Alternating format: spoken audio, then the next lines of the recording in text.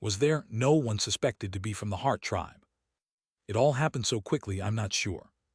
I respond to his question, while helping rectify the devastated sea dragon race territory. Inquiries about the Heart tribe are happening everywhere. A tremendously large member of the Heart tribe appeared. They resembled a lion, with 3 large horns, and when the Heart tribe roared, it seemed like dark fog spewed out. Something crimson burst out from within that fog, and then I lost consciousness. Listening to the nascent soul sea dragon being interrogated by another 4-axis cultivator, I'm not sure what expression to wear. What did they see? 3 horns, resembling a lion. It seems UHWA had put them to sleep, inducing them to see strange things at the boundary between dream and reality. Did the Heart tribe member you saw look like that too? Oh yes, that's right. I also go along with the sea dragon's narrative, wildly distorting UHWA's appearance in my answer.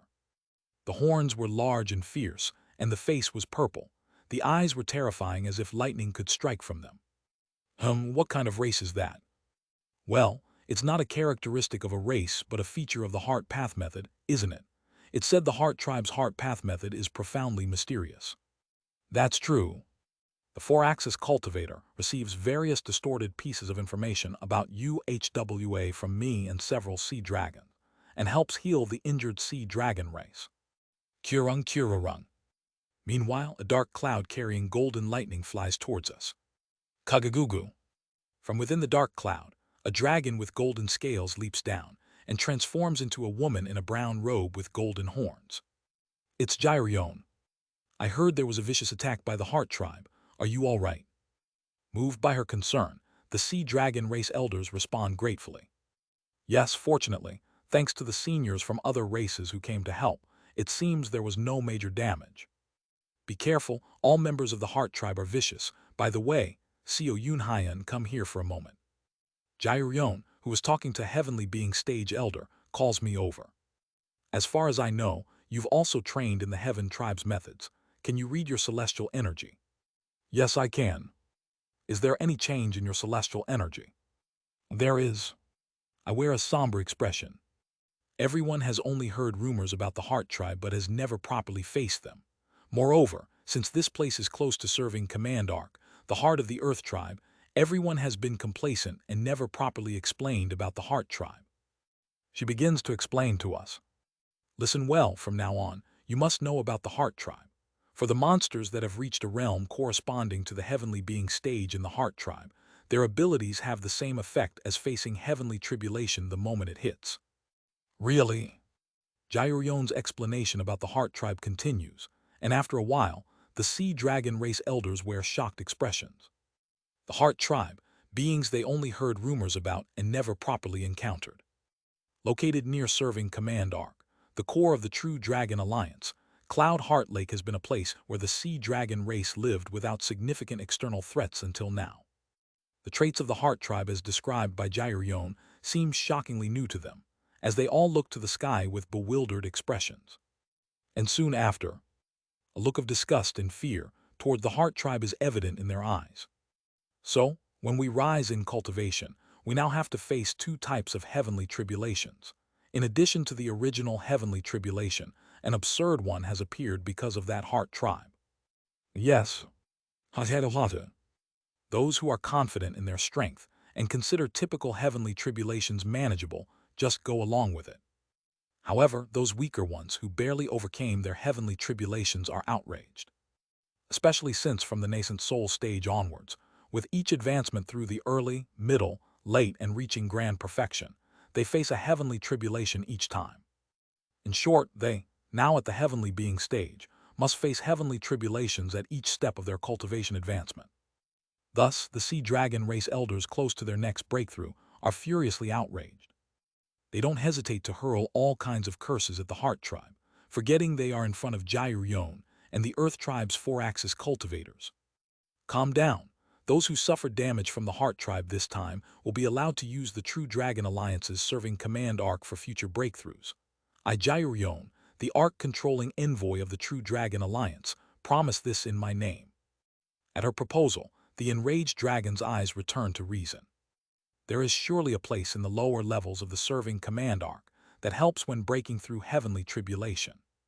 Jade is an elder of the True Dragon Alliance and holds the position of Arc-Controlling Envoy. The title of Arc-Controlling Envoy involves managing various areas of the serving command arc as needed and allows the use of the facilities within the serving command arc as necessary.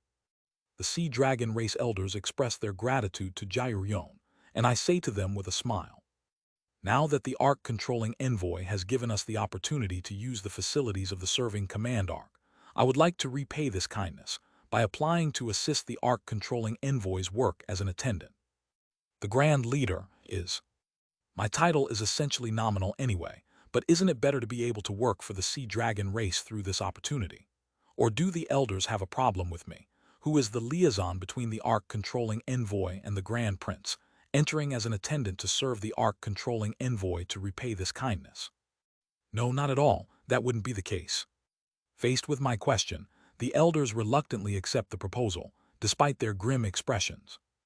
Jade also easily accepts my offer, thinking it isn't a bad idea since I can communicate with Cohreal through the blood I received from him last time. Thus, I successfully freed myself from the social constraints that tied me to the Sea Dragon race elders and managed to leave the Sea Dragon race territory. I look forward to your communication with Cohreal, Co Yunhyan. Jade cheerfully smiles as she takes me to the serving command arc. As a liaison for the Grand Prince, is there anything else I can help with your work?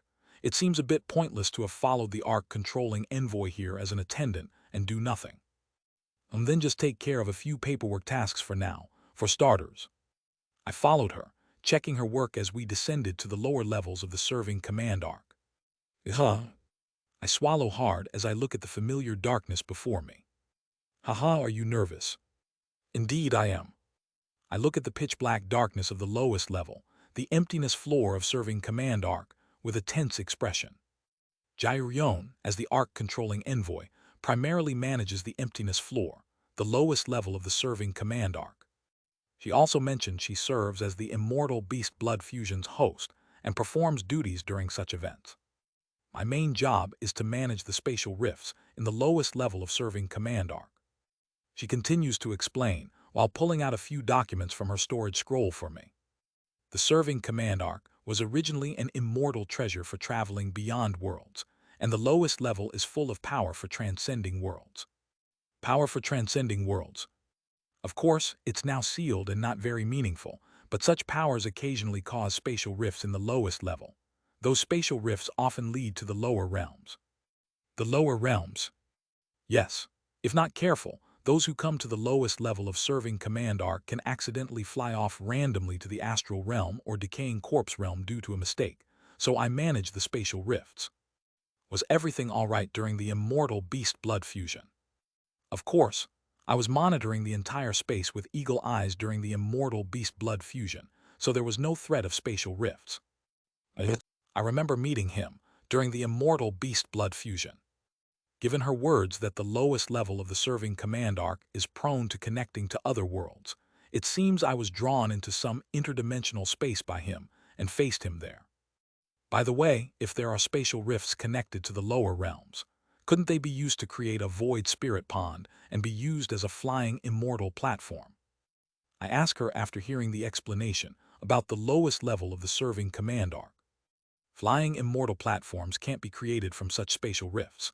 A stable entrance to spacetime needs to be formed. If a flying immortal platform is made from a spatial rift, it will close too easily. In the long history of the bright cold realm, only the story of the lightning immortal from 120,000 years ago has been known to maintain a flying immortal platform created from a spatial rift. Feeling like I know who the lightning immortal was, I nod. Then do you usually stay here, Senior Jade? Why would I willingly stay in such a gloomy place for long? Wung. She extends her hand towards me. On the back of her hand shines the character for serve. This is the mark I received as the Arc-Controlling Envoy, managing the lowest level of the serving command arc. With this mark, I can teleport to the lowest level of the serving command arc at any time. If a signal of a spatial rift appearing in the lowest level appears, I just need to quickly go there and close the rift. In fact, aside from during the immortal beast blood fusion, the lowest level is where the Arc-Controlling Envoy has the least to do. I see. Your task will be to record the actions I've taken to close any spatial rifts that may occur in the documents I've given you and submit them to the Elders' Council of the True Dragon Alliance. It's not difficult but a bit tedious. In fact, since there's hardly ever a need to close spatial rifts, your main role will be as a liaison between the Grand Prince and I. I will do my best. Thank you, I'm counting on you. Jairyong then writes a letter to Cohreal on the spot and reads it to me. Using the bloodline connection I have with Cohreal, I transmit her letter to him through my blood. After a while, I receive a reply from Cohreal and relay it to Jairyong. Thus, for some time, I became a human postal service, delivering love letters between Cohreal and Jairyong. After learning about the duties of an attendant to the Ark-controlling envoy, under the guise of repaying Jairyong's kindness, I became her attendant and dedicated myself to preparing for the wedding between Jairyong and Cohreal. The duties of her attendant didn't require much work, so I had plenty of time to help with Jairyong and Cohreal's wedding. Cohreal must be married to Jairyong without a chance to react when he returns. My goal is to have Cohreal at the wedding venue without any opportunity to exert political influence the moment he returns. Then first, I need to create a situation where Cohreal must marry Jairyong. Of course, from the moment Jairyong reaches the integration stage, there will effectively be no choice for Cohreal, but I started working more firmly to ensure she can have him. First, I'll gather Cohreal's opposition. Though Cohreal's actions always seem perfect, like any faction, there are significant numbers of opposing factions. Mainly those of the Earth tribe who suffered losses due to Cohreal's proposals, or minor races forced to have their names managed by the True Dragon Alliance, are among them. Of course, Cohreal always cleverly redirects the dissatisfaction towards others, so there are almost no direct adversaries among those minor races and Earth tribe members who suffered losses. At best a handful. Then I'll gather that handful. After settling in the serving command arc, I secretly contacted Cohreal's opposition, uniting them. Over several days, I spread bad information and rumors about Cohreal among them, manipulating them to spread slander within their forces. After all, Cohreal will be away for a few decades to a century, so they can say whatever they want without him being able to refute. However, not being able to refute directly doesn't mean there aren't plenty who would defend him. The Black Dragon race, for some reason, seems to share a fate with Cohreal, and other dragon races also maintain quite good relations with Cohreal, with Jairyong at the forefront. Moreover, the other 13 major races also maintain friendships with Cohreal, so if minor races try to slander Cohreal, they will definitely defend him. I'll take advantage of that gap. I will rally the so-called opposition, the minor force, and increase their size. Through them, I'll continuously highlight the limits of Cohreal's social status. Cohreal's official status is that of a Grand Prince, but he is actually the leader of the Sea Dragon race, a collateral branch of the Black Dragon race. Therefore, assigning a major role in the True Dragon Alliance, led by the noble immortal beast bloodlines of 13 major races, to Cohreal, who is not of noble birth, is not entirely suitable. However, Cohreal managed to dominate the Elders' Council of the True Dragon Alliance with his unique charm and charisma. Strictly speaking, the status of the head of the Sea Dragon race, a collateral branch of the Black Dragon race, frankly does not match the dignity of the Elders' Council governed by the noble immortal beast bloodline races. Moreover, being of lower realm origin, Cohreal's birth itself is not particularly noble. Then, the Elders' Council of the 13 races of the True Dragon Alliance will take measures to elevate Cohreal's status in defense of him. There is honestly no puppet as good as Cohreal for the Elders' Council of the 13 races, so Cohreal is naturally to be valued. Cohreal would have surely manipulated things to ensure his continued importance before leaving. Then, at that time, I will advocate for Cohreal's marriage. The partner, of course, is Jairyong. Jairyong is a partner who can fill the gaps in Cohreal's lacking status, and her becoming the Demon Queen will actually serve as a perfect shield for Cohreal. Of course, at the same time, it will be a tremendous prison for Cohreal. Moreover, Jairyong's title is Ark-controlling envoy. As she belongs not to the Golden Dragon race, but is a serving Ark-controlling envoy of the True Dragon Alliance, The 13 major races also have less to worry about Coatreal becoming a biased puppet. The title of Arc-Controlling Envoy is something she will carry even after reaching the integration stage, and rather, her dominion within the serving command arc will expand if she becomes the Demon Queen. The more territory she manages within the serving command arc, the farther she will be from the power struggles of the True Dragon Alliance, so neither I nor the Elder Council of the True Dragon Alliance will have to worry. In this way, after becoming an integration stage Demon Queen, Coatreal will have to marry Gyurion regardless of the outcome, according to Gyurion's will. While assisting with Gyurion's duties, I spread malicious rumors about Coatreal through the opposition that dislikes him, helping them spread their resentment within their forces. By gradually tightening the net around Coatreal, he will eventually be caught. It won't be long now, Coatreal. Look forward to it. Thus, laying the groundwork for Coatreal's marriage, 3 more years pass. Entering the 10th year of my return. You found a weakness of Coatreal. Yes, cultivator CEO. I asked Jin Ryong, the leader of the opposition faction against Coatreal, who has come to see me. It's been 3 years. 3 years since uniting the opposition and gradually advancing the marriage plan for Coatreal. During that time, Jin Ryong, the leader of the opposition, claims to have found Coatreal weakness and came to me. Jin Ryong is a canine demon beast, who, feeling hot in the room, sticks out his tongue to cool down as he continues his explanation. Few, don't be shocked and just listen. A nascent soul elder of my celestial dog race brought up a fact that can be a weakness of Coatreal. A fact that can be a weakness. But conversely, it might not turn out to be a weakness. What fact is it? Is the source of this information reliable? Absolutely reliable. We've even secured a witness. Jin Ryong leans in close to whisper secretly. Coatreal has connections to the Blood Yin realm. Whether this fact is proven true or not, it can significantly damage him. Jin Ryong says while chuckling bitterly. Blood Yin realm. Indeed, it wouldn't be strange if Coatreal has connections to the Blood Yin realm. Is this witness reliable? If you bring forward uncertain information trying to shake Coatreal, you might be the one to face a counterattack. As I express my concerns, Jin Ryong grins and claps his hands. Clap, clap. Following his clapping, a middle-aged figure enters the room where he and I are talking. The figure is a plump humanoid demon beast with protruding tusks. With red hair and wearing a garment that bears his belly, he greets Jin Ryong and I. Jin Ryong introduces him. This one is Han Guk. Despite how he looks, he fought against the heavenly fiends of the Blood Yin realm when they invaded the Earth Tribe territory 700 years ago. He was recognized for his achievements and even worked in the territory of Arc-Controlling Envoy Gyurion. That's when I realize who he is. He was the nascent soul stage board demon that Beak Nyong beat up last time in Gyurion's territory. // Discord https://dsc.gg/wetread. Link to donations in the Discord. Chapter 199, Betrayal 7. It's been a while, Senior. We met briefly before, didn't we? It seems Han Guk recognizes me as well. So that's why Han Guk didn't tell Gyurion about Coatreal taking Beak Nyong away. At first, I thought I saw it wrong.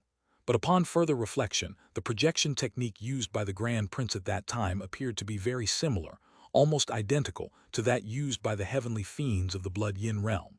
I know this very well, having fought against them. I see. Jin Ryong smiles slyly. This is our chance to make that Coatreal withdraw from that absurd naming project when he returns. The celestial dog race, to which Jin Ryong belongs, is one of the races that disliked having their names managed by the True Dragon Alliance. Among them, Jin Ryong particularly despises Coatreal, who subtly swayed them to support the naming project, even more than the 13 major clans directly conducting these tasks. He wishes to see Coatreal fall from grace and never return to the political arena. I am well aware of Jin Ryong's dislike for Coatreal, and I also know the situation well as I was there with Han Guk at the time. Han Guk's testimony is very likely to be true.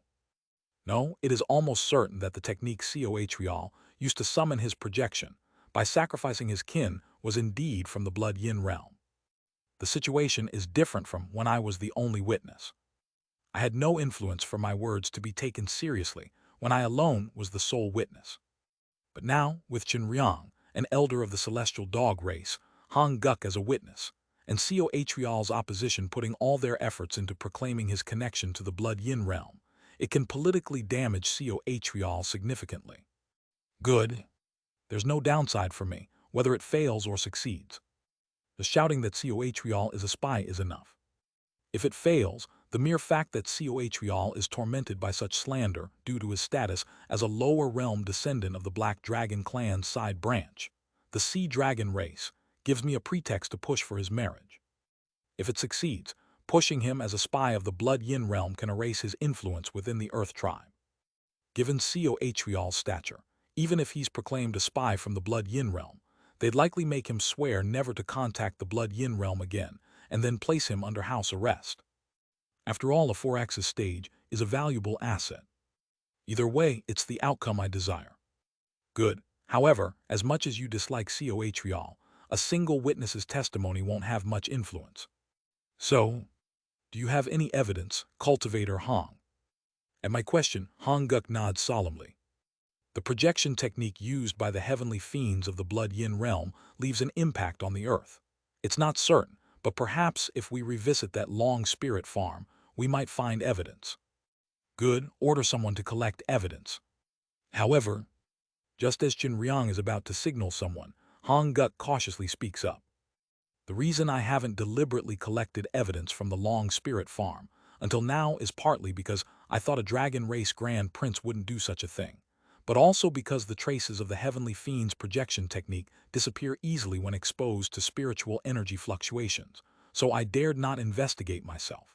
In other words, bringing evidence will be difficult. We need to go and verify it ourselves. Is that what you're saying? At Chenriang's words, Hong Guk nods. This makes me feel a bit troubled, whereas Chenriang seems thrilled, sticking out his tongue and panting. Excellent, then let's gather all members of the opposition and head to that farm. If we all verify it, that should suffice. However, as he energetically shouts this, I sigh softly.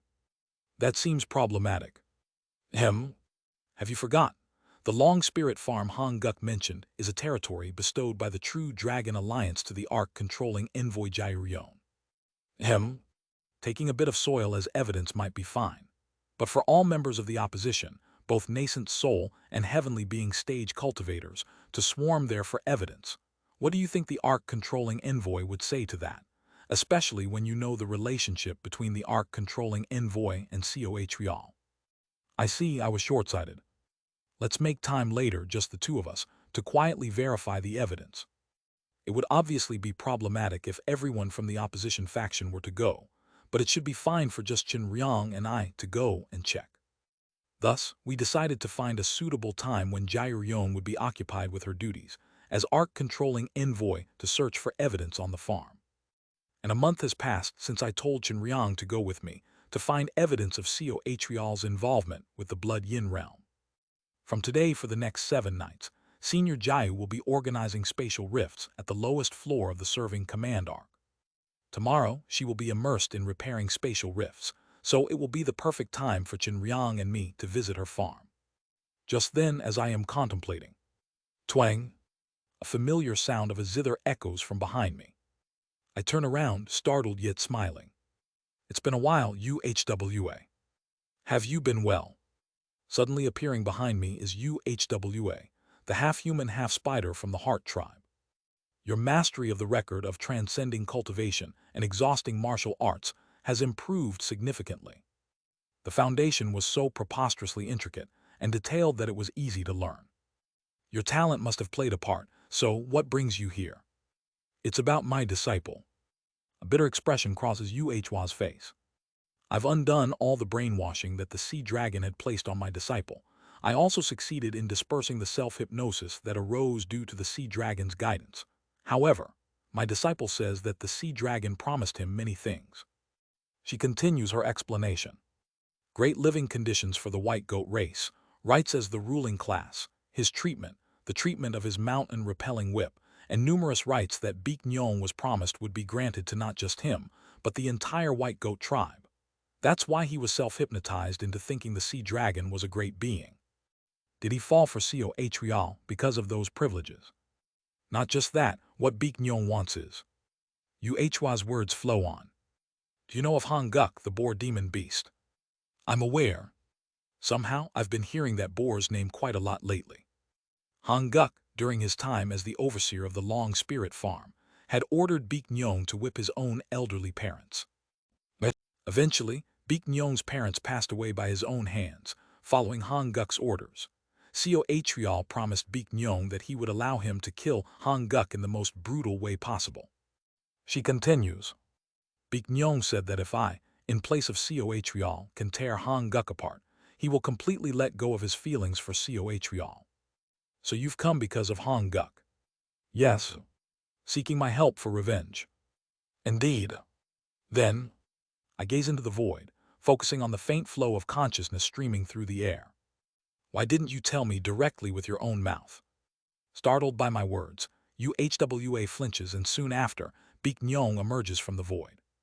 It seems your understanding of the record of transcending cultivation and exhausting martial arts is much inferior to your master's. Even someone at the nascent soul stage would have noticed.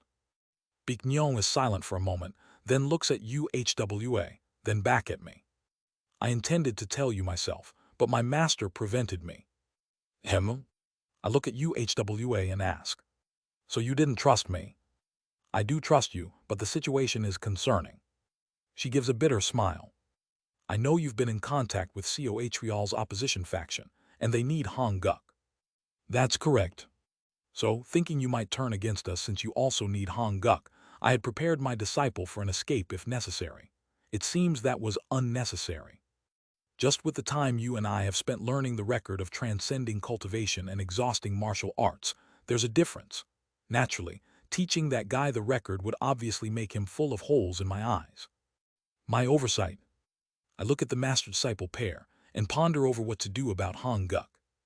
I acknowledge the grudge between Han Guk and Beek Nyong, however, we need him now. Beek Nyong clenches his fists in frustration. However, after going to the farm to secure evidence of Coatreal's involvement with the Blood Yin realm and submitting it to the True Dragon Alliance Elder Council, Han Guk's usefulness will end. I'll arrange for Beek Nyong to meet Han Guk alone afterwards. My suggestion brightens Yuhwa's face. Beek Nyong's intent also calms down. Thank you. Thank you. Yuhwa and Beek Nyong thanks me in turn. Yuhwa asks in a bright voice. So Han Guk's usefulness ends tomorrow, you say? No, not tomorrow. Tomorrow, Chinryang and I will go to the farm to look for the connection between Coatreal and the Blood Yin realm, and once that's confirmed, we will submit it to the True Dragon Alliance Elder Council. Yes. That's when Yuhwa interrupts me with a puzzled voice. Right now, a heavenly being stage demon beast named Chinryang, leading all members of the opposition faction, is flying towards Jairion's farm with Han Guk at the forefront. Aren't they trying to secure Coatreal's weakness? Startled, I quickly stand up and inject spiritual power into the communication artifact connected to Chinryang. Wowing. But the artifact vibrates for a moment before the communication is dispersed by the other side. Damn it, I told them to be careful. Today is the day Jairion enters the lowest level of serving Command Arc. Given her nature, once she starts her duties as the Arc-controlling envoy, she tends to get absorbed in her work and forgets about everything else after a day. However, a day hasn't passed yet, and if something happens in her territory, she could come out of the serving Command Arc to check. These idiots, I'm sorry, I can't entertain you as guests, but I have to go to Jairion's farm for a bit. I leave the office of the Arc-controlling envoy's assistant in the serving Command Arc and soar into the sky. Yuhwa and Beek Nyong also rise beside me. Swoosh! Yuhwa transforms into a crimson river, engulfing Beek Nyong, and soars into the air, camouflaging their presence with the record of transcending cultivation and exhausting martial arts. Let us accompany you. Since we're asking for your help, if there's anything we can do in this matter, we'll assist. Well, do as you please. Let's talk while we're on the way. Whoosh! I rapidly rise, utilizing flying escape technique, the gliding technique of the demon race, and all sorts of methods to traverse the void. Whoosh! Before long, it's night.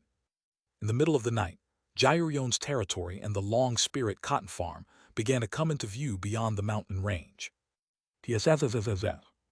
The cotton of the long spirit wood flower is shining white even under the moonlight, as if ablaze. And far off, at a corner of the cotton farm, a tremendously chaotic scene is unfolding. Kagagugugu. I am shocked by the scene. The place where Cohreal had previously conducted the projection technique through the bodies of sea dragon race warriors. The ground there, along with the dragon vein running through it, is being pulled up. A part of the long spirit cotton farm is being extracted in its entirety. An area of about 2 to 3 li of the cotton field is being lifted into the sky, and around it, demon races of nascent soul and heavenly being stages are circulating heaven and earth spiritual energy, lifting the cotton field. What madness is this? I scream at Chinryang, who is at the center of it all, my face pale with anger. Didn't I say Senior Jiao enters today? I told you that we should come and investigate tomorrow. Not only did you come without me, but you also brought all these nascent soul stage and above demon cultivators. And what are you doing to Senior Jiao's farm? To my words, Chinryang crosses his arms and shakes his head calmly. I'm sorry, Cultivator CEO, but your method is too cautious. What? Moreover, I acknowledge that you helped unite our Cohreal opposition faction, but there are concerns within our faction about following your plans blindly, given your status as the Ark-controlling envoy's assistant. What are you talking about? Every demon beast knows about the relationship between the Ark-controlling envoy and Cohreal. Considering you, Co Yunhyan, are the ship-controlling envoy's assistant and closely associated with Cohreal, executing your plan directly was deemed risky. What in the world? Fine, then what do you intend to do with Jirion's farm? Not Chinryang but Han Guk responds to my question. There is definitely evidence in the Ark-controlling envoy's farm of Cohreal using the Blood Yin Realms techniques. But if we just take the evidence to the true Dragon Alliance Elder Council, it will disappear due to the nature of the Blood Yin Realms projection technique and spiritual energy fluctuations. Therefore, we decided to take this entire area and submit it to the council. Senior Jiao is currently in the lowest level of the serving command arc, and you're planning to take this to the serving command arc. Chinryang shakes his head at that. No, we will not take it to the serving command arc. Senior Jiao's farm will be transported to the tiger race territory. The Supreme Tiger Race will lead the investigation into this matter, and the true Dragon Alliance Elder Council will also convene in the Tiger Race territory this time. Choosing the Tiger Race territory, of all places, which has the worst relationship with the Dragon Race. Was this influenced by the Tiger Race from the start? Not exactly. Knowing that the Cohreal opposition faction was forming, the Tiger Race, eager to tarnish the Dragon Race's honor, approached us. So according to his words, this is no longer just my fight. It has become a political struggle between the Tiger and Dragon races. This is not bad. Thinking about it, it isn't necessarily bad for this matter to shift towards the Tiger race. If the Tiger race, which are on bad terms with the Dragon race, wants to strike at the Dragon race in any way, they will surely concoct the fact that Cohreal is related to the Blood Yin realm. It can be an opportunity to more definitively bring down Cohreal. However, alright, but it's too reckless. What if Senior Jiao notices? We too have our sources. The Ark-controlling envoy has already started repairing the spatial rifts in the lowest level of the serving command arc. No, why didn't you trust my information? I work right beside Senior Jiao. We have to wait until tomorrow. That's why it's hard to believe. We needed to act swiftly on our end too. I heard that once the Ark-controlling envoy starts focusing on repairing spatial rifts, she becomes so engrossed that she doesn't notice anything else outside. Damn it, that's not the issue. I press my throbbing head and sigh. Damn, I don't know anymore. Do as you wish. But now that things have come to this, move the farm to the Tiger Race territory as quickly as possible. We were about to do that, no need to rush us. I feel a surge of anger looking at Chinryang, who still wears a calm expression after causing such a mess. Senior Jiao might have already noticed by now because of you all. We're in a hurry, so we must handle this swiftly. But what are you doing? Hurry and move the evidence to the Tiger Race. But why are you so silent? Be behind. At that moment, I feel a chill run down my spine. Co Yunhyan. A familiar voice calls out. As I slowly turn around, there is a small spatial rift. No bigger than a palm. But through that palm-sized crack, Familiar golden pupils are starting at us. What did you just say? And what is this situation now? Are these not the ones who have recently formed the co-atrial opposition faction and blatantly slander him? Why are you with such people? And my farm, what about it? What do you mean by moving it to the tiger race territory? For a while, silence lingers among us. Then through the gap of silence, I clench my teeth and yell. What are you doing, you idiots? If you've already messed it up, at least do what you've started properly. Move it. Huh. Only then do the startled heavenly being stage demon races of the opposition faction come to their senses and hastily start using their demon abilities to transport Jairion's farm towards the tiger race territory. Kagagugu. An immense killing intent flows from Jairion. You lot, what in the world is happening here? You will have to explain yourselves clearly. Feeling the murderous intent enveloping my entire body, I climb atop the moving cotton field and use all my strength to increase the speed of the cotton field with my spells. Inject all your spiritual energy with full force. Senior Jayu will be chasing us soon. No, isn't Senior Jayu a 4-axis stage cultivator? Even if she's at the grand perfection of the 4-axis stage, considering she tore open a spatial rift from inside the serving command arc to her domain, it will take a considerable amount of time to tear through space and chase us with such distance. You idiots, Senior Jayu is no longer just a 4-axis stage cultivator. What? I urgently shout upon seeing the immense energy swelling up behind us. She has already begun heaven and earth unity, advancing into the integration stage. Do you now understand why I said we should proceed tomorrow? Senior Jayu mentioned she might go into secluded cultivation in the lowest level starting tomorrow after repairing the spatial rifts. I scream at these demon beasts who foolishly messed up without listening to me. What's coming after us isn't just a peak 4-axis stage. It's a quasi-integration stage demon king. / */ Discord https://dsc gg/wetread. Link to donations in the Discord. Chapter 200, Betrayal 8. Kagagugu. On a night illuminated with a bright full moon. Kagagugu. On that particularly bright night, a massive chunk of land is soaring through the sky. Upon this chunk of land, numerous long spirit wood flowers are blossoming in the moonlight, emitting spiritual energy as they glow white. And above this field of cotton, we are infusing the chunk of land with spiritual energy, keeping it afloat in the void as we fly. Among us there is shouting and arguing. No, why didn't you say from the start that Senior Jayu is in the midst of entering the integration stage? She said she would inform us tomorrow whether she would fully enter seclusion or not, and it wasn't confirmed. If you hadn't distrusted me and made this foolish mistake, none of this would have been an issue. But tearing each other down wasn't going to solve anything. Flash. A flash of light bursts behind us. A golden ray grazes over us, narrowly missing. Chills.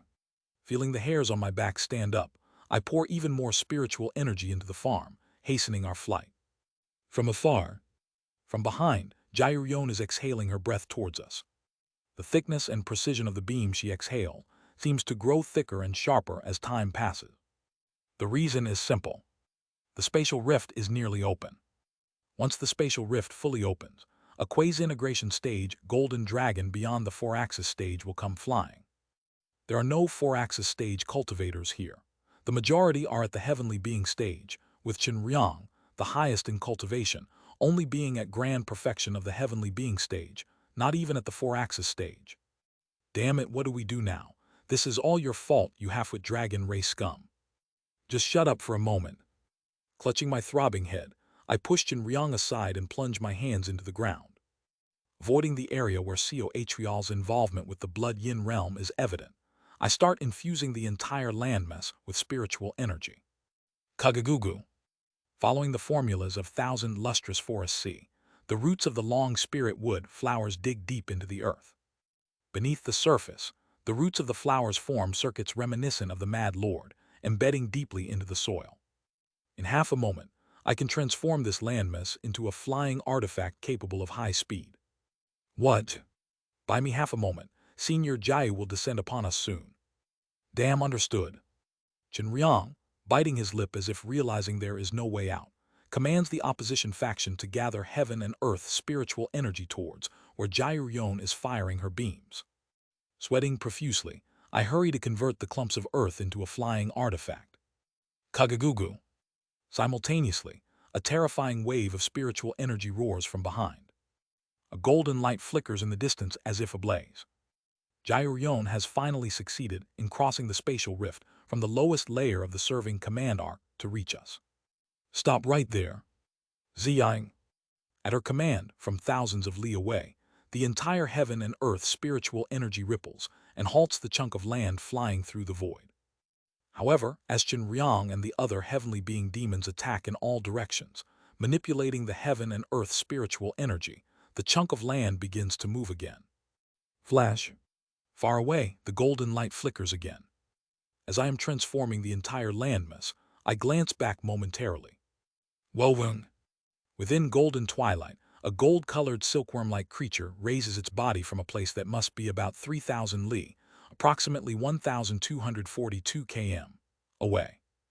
I've already distanced myself several thousand li from Senior Jiao, and I'm still seeing something like a caterpillar. No, it's not a caterpillar. That is... Qinryang urgently shouts. Quick, the arc-controlling envoy is chasing after us in her true form. Everyone, muster all your strength.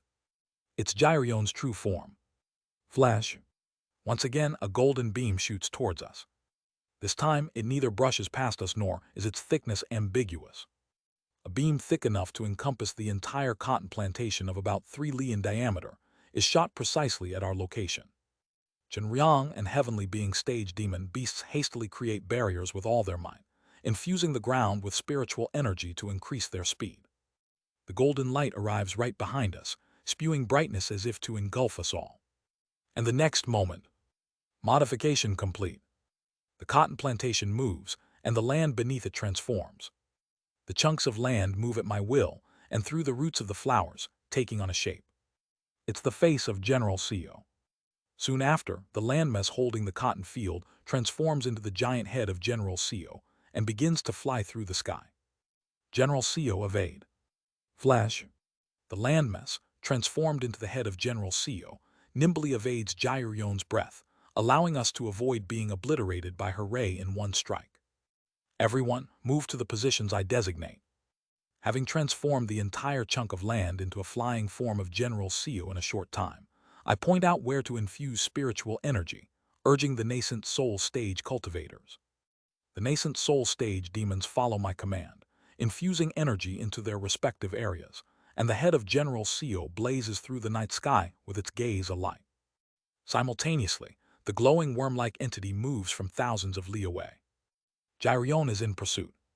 Qinryang, when the beam flies towards us, tell me the direction to evade. I yell frantically at Qinryang, who then responds. Evade to the northwest. Heavenly being demons raise the barrier.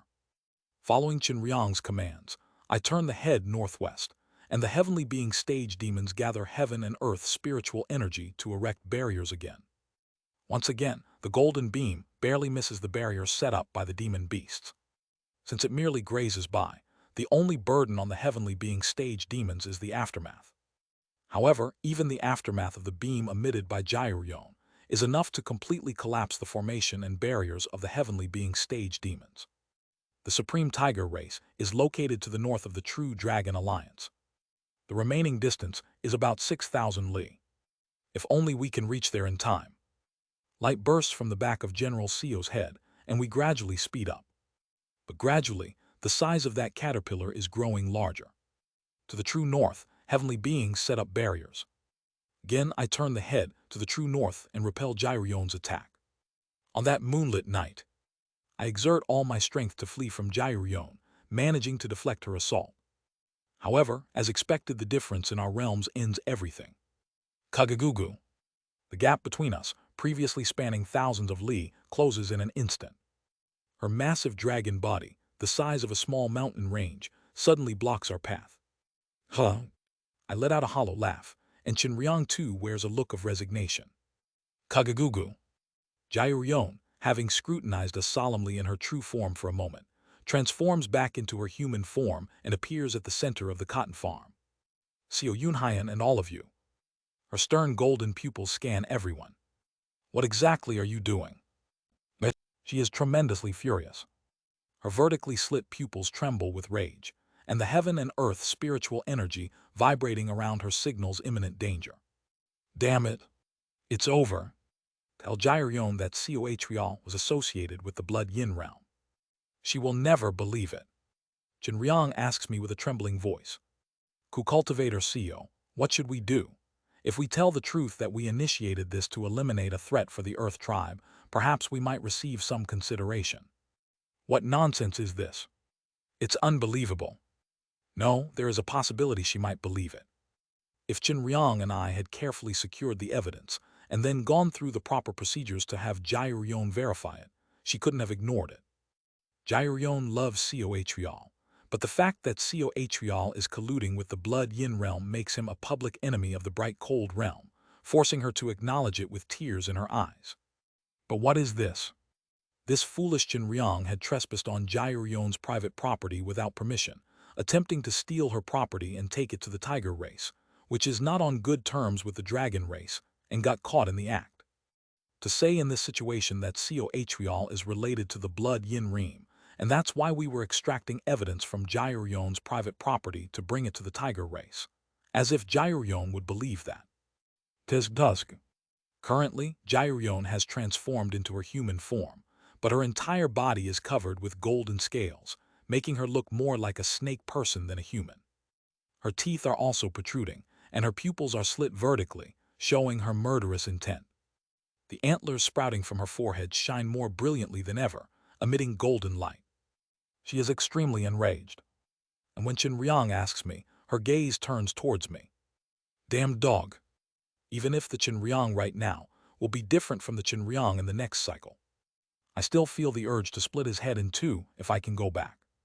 Seo Yunhyan. Yes. I trusted you. I used you as the liaison between the Grand Prince and me, and trusted you with the duties of my assistant as the Ark-controlling envoy, and even supported your cultivation. I trusted you. Yes. To that extent, there seems to be a profound sense of betrayal in her eyes. The greatest betrayals come from the most trusted individuals.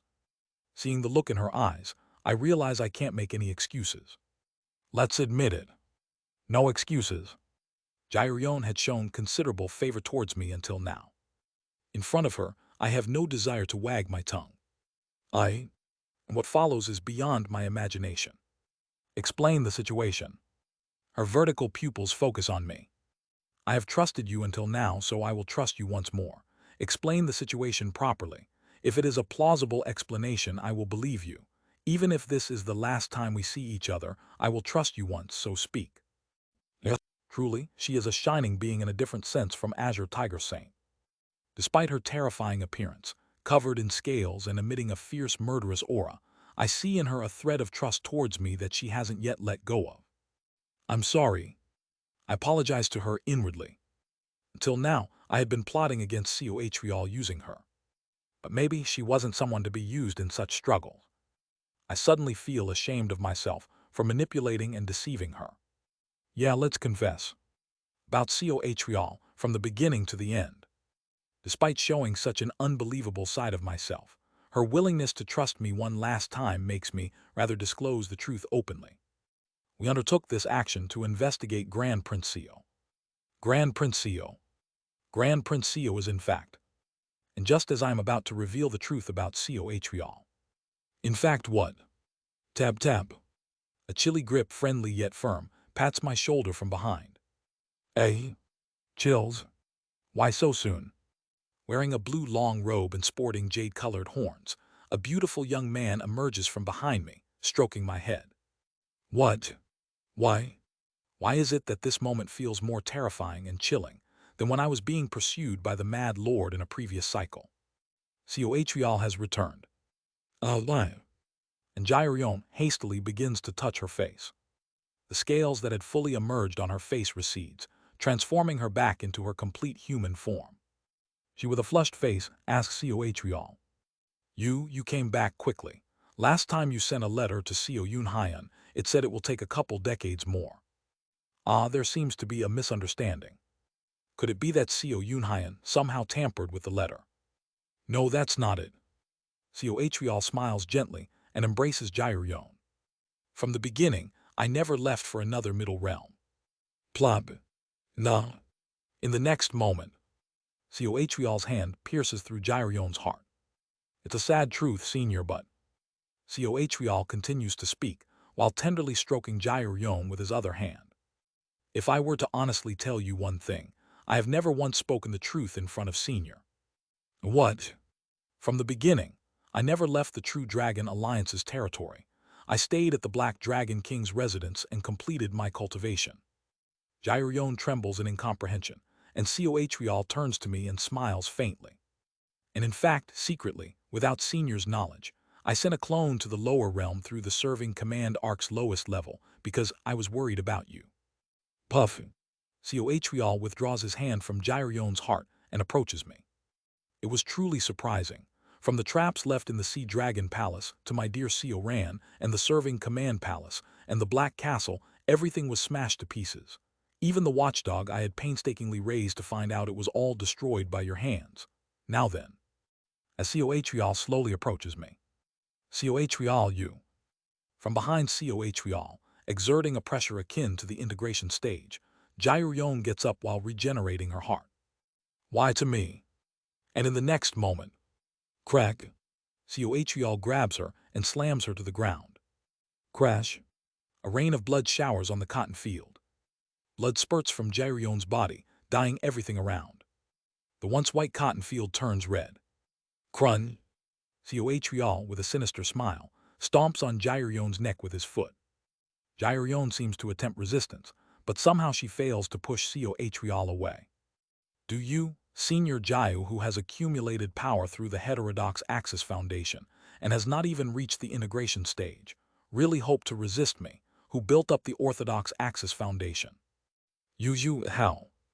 I've already gone through all the Axis Foundation rituals in the lower realm, just like I faced the heavenly tribulation in advance.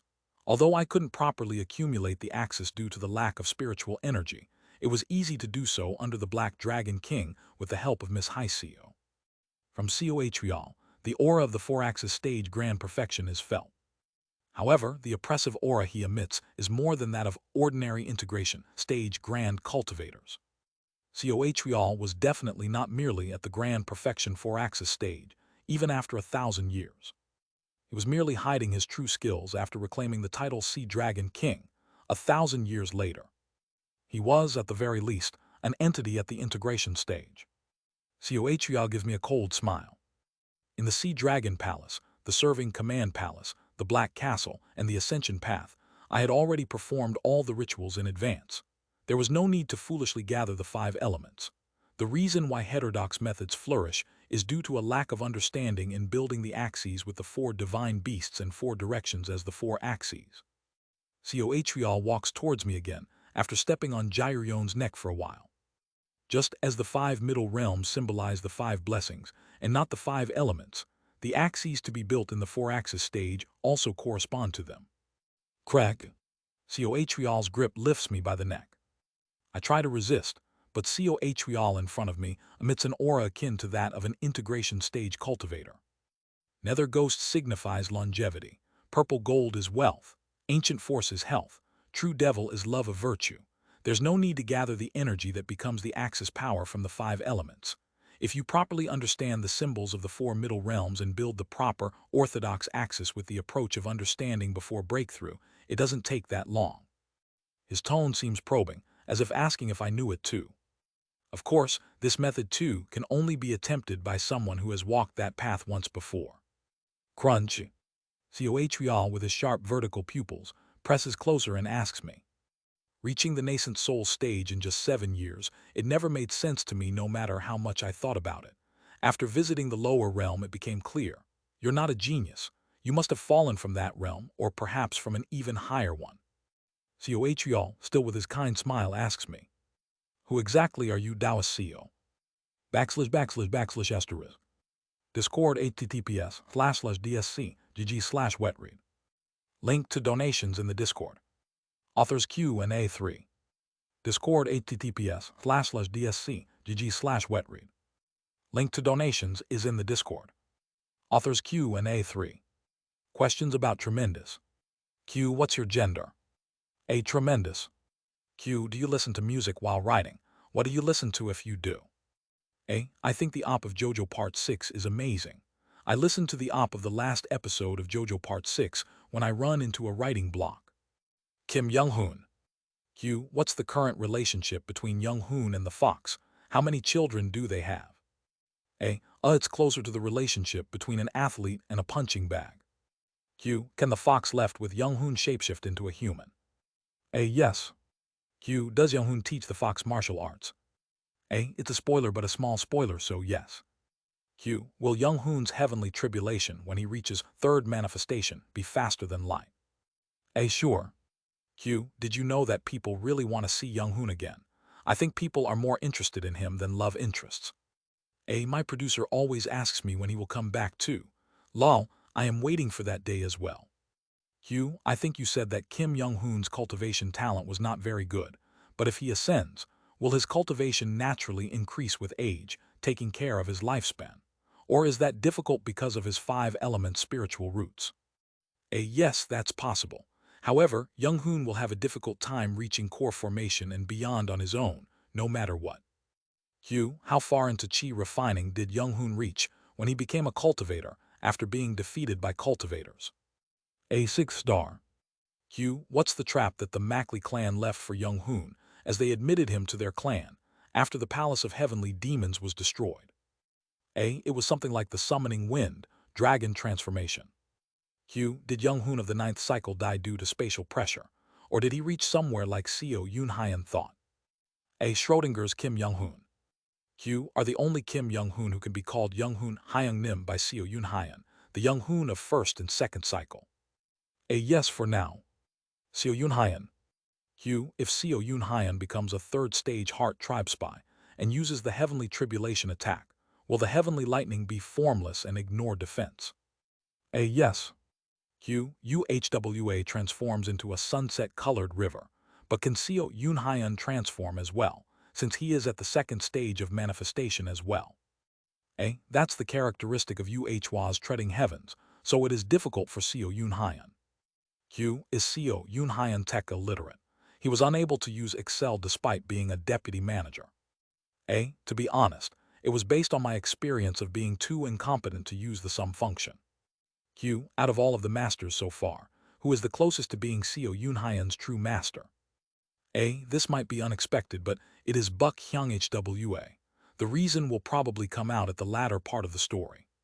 Q. Seo Yoon-hyun will be able to reach entering nirvana before the story ends, right? A. Of course.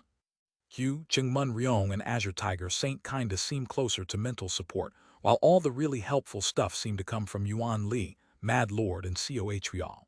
Is this intended? A. While stuff he learned from dickheads stand out more, stuff he learned from the Chungmuns is not bad either. Seo Yoon-hyun at that level really needed their help.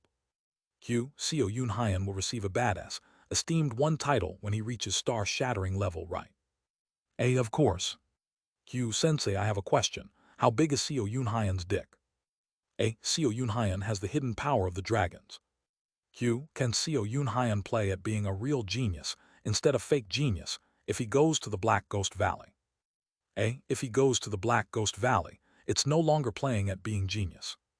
Q. Is the reason he did not get struck by heavenly lightning when he surpassed his lifespan as General Seo because he counted as a 4-axis cultivator? A. It's because he counted as the Mad Lord's property. Q. I am waiting for Dynamo General Seo. I am really looking forward to it. A. You will have to wait a bit. Q. Would Crown Prince Seo be a star-shattering puppet? A. It would be an amazing and terrifying puppet. Q. I don't care if it's heavenly being or 3rd stage of manifestation. When will Yoon-hyun grow? A. His growth rate will increase again after the Seo Hreal episode. V's battle. Q. Who is stronger? Young-hoon at the 3rd stage of manifestation or Seo Yoon-hyun at the 3rd stage of manifestation? A. I think it would depend on how they fight. Seo Yoon-hyun would probably lose at a contest of pure martial arts, but Young-hoon would probably lose if they fight with everything they have. Q. Crown Prince Seo made by Mad Lord versus Grand Prince Seo, made using Seo Hreal by joining hands with the Mad Lord. A. The Dino Mecha wins, obviously. Q. Can Seo Hreal defeat the Mad Lord by himself? A. Coatl could win if the Mad Lord was by himself, but the Mad Lord wins if he uses his puppets. Q. Is the Mad Lord's talent supreme among the 5 ascendants? Can any of them defeat him in a fight? A. None of them can beat the Mad Lord in a straight fight. Coatl. Q. Is Chumunrion like an unlucky Coatl? A. No, they are very different. In the zombie genre, Coatl is like a mutant zombie while Chumunrion is a zombie with tenacity. Q. Why did Coatl panic so much when Jairion kissed him? Was he going to kill her anyways? A. He panicked because he thought the vast cold beautiful agreement was a secret ancient technique meant to defeat him. Q. Why did Jairion fall in love with Coatl? She fell in love very quickly. His face. Does he look handsome to dragons? A. Yes. He looks handsome as well as being gentle and knowledgeable. The Ascendants. Q. What would the 5 Ascendants, Azure Tiger Saint, Jinbayako, Hyoguak, Coatl, Mad Lord do for a living in the modern world? A. Azure Tiger Saint, fitness trainer. Jinbayako, construction worker. Hyoguak, captain of a ship. Coatl, the mafia. Mad Lord, under the assumption his life goes well, dentist that cares a lot about his family, under the assumption his life does not go well, insane mad scientist. Q. How many heavenly being cultivators gathered for ascension? A. Over 500. That generation is a nonsensical golden age. Enough that Coatl's suggestion to ascend together to prevent the depletion of the world was accepted. Q. How amazing is 500 heavenly being cultivators ascending at once? A. It's ridiculous. One of the reasons humans declared war on the true devil realm was that they were supplied with high-quality talents in bulk. Q. Could Songjin fully come back to life if he got a new body? A. Songjin lived too long. Q. Can the Mad Lord build true immortal level puppets if he reaches the great boundary? A. The strongest puppets possible are entering nirvana level puppets. True immortals cannot be turned into puppets. However, even true immortals could be killed if you threw hundreds of millions of entering nirvana puppets at them, but that's only theoretical, since it is unclear whether the Mad Lord will reach the great boundary. Q. Are puppets always made to look like living beings? A. It depends on what the maker wants. Q. Is the reason the Mad Lord does not use a unique ability despite being on the same level as the path beyond the heavens, because he does not realize he has reached that stage, much like Seo Yunhyan in the 9th cycle. A. Yes. Enders. Q. Do the true immortals all know that enders existed for a very long time? A. The majority of high-level true immortals are aware. Q. Do enders have the same fate as previous enders every time? A. Same fate, but the ability is different every time. Q. Do legendary traits such as Heavenly Golden Thunder Body, Ghostly Yin transforming Immortal Root, and Unique Holy Body exist beyond being abilities enders have? A. Some traits exist, and there are some traits that will exist in the future. You can think of it as the world giving them the optimal ability to achieve their fate. Q. Are the initial genres you applied to enders still applicable? A. Some were abandoned, and there are a lot of changes. Q. Are all enders equivalent in talent? Do they have specialties? A. While they do have their specialties, the values of the fates they were granted are equal. Heart Tribe. Q. The 3rd level of manifestation is like Bankai and Bleach, right? A. Up to heaven treading is like Bleach, but from the 3rd stage on is based on my own world building.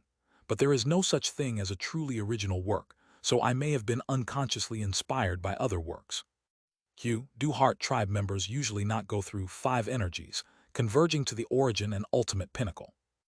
A. They go through 5 energies converging to the origin, but they do not go through ultimate pinnacle. In the world of artisy, gang spheres have been invented by Kim Young-hoon. Q. Do you need a strong desire to awaken as a Heart Tribe member, even if you master the wonderfully mysterious innate heart canon? Is there a reason Kim Young failed to awaken? A. To be more precise, you need an unimaginably strong desire to master wonderfully mysterious innate heart canon. The reason Kim Young failed to awaken as a Heart Tribe member will be shown later. Q. Why does the Earth Tribe hate the Heart Tribe so much? Heart Tribe also seems to especially hate Earth Tribe. What about Heaven Tribe? Or has it just not been mentioned? A. Heaven Tribe tends to imprison and abuse the Heart Tribe in their basement, so it's not as visible from the outside. Q. Do White Goat race and Demi-human race not belong in any of the tribes? A. Those species can be considered the mortals of the bright cold realm. They are just slave species that become heart tribe members more often. Q. Heart tribes seem like they have less lifespan than other cultivators. What is the average lifespan of someone that belongs to a slave race? A. It's difficult to answer because there is too much variance. Q. Is the heart path method the wider concept that includes martial arts? A. Yes. Q. Heart tribe means those who have combined their outer heart essence with their inner heart essence and manifested their complete heart essence. Are there methods other than martial arts that allow this? A. It's not impossible. Q. Can the wonderfully mysterious innate heart can be considered a heart path method? A. Fully mastered, wonderfully mysterious, innate heart canon can be considered a heart path method, but not even the Mad Lord has fully mastered it. He thinks he mastered it.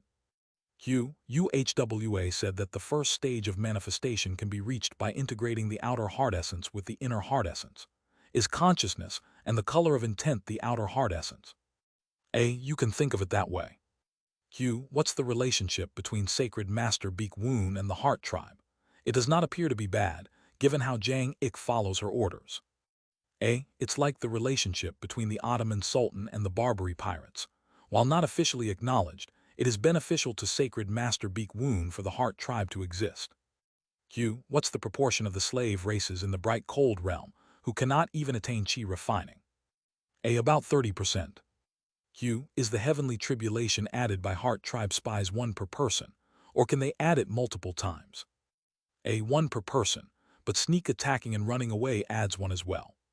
Q. If you get hit by 10,000 third stage heart tribe masters, you get hit by 10,000 heavenly tribulations when you ascend.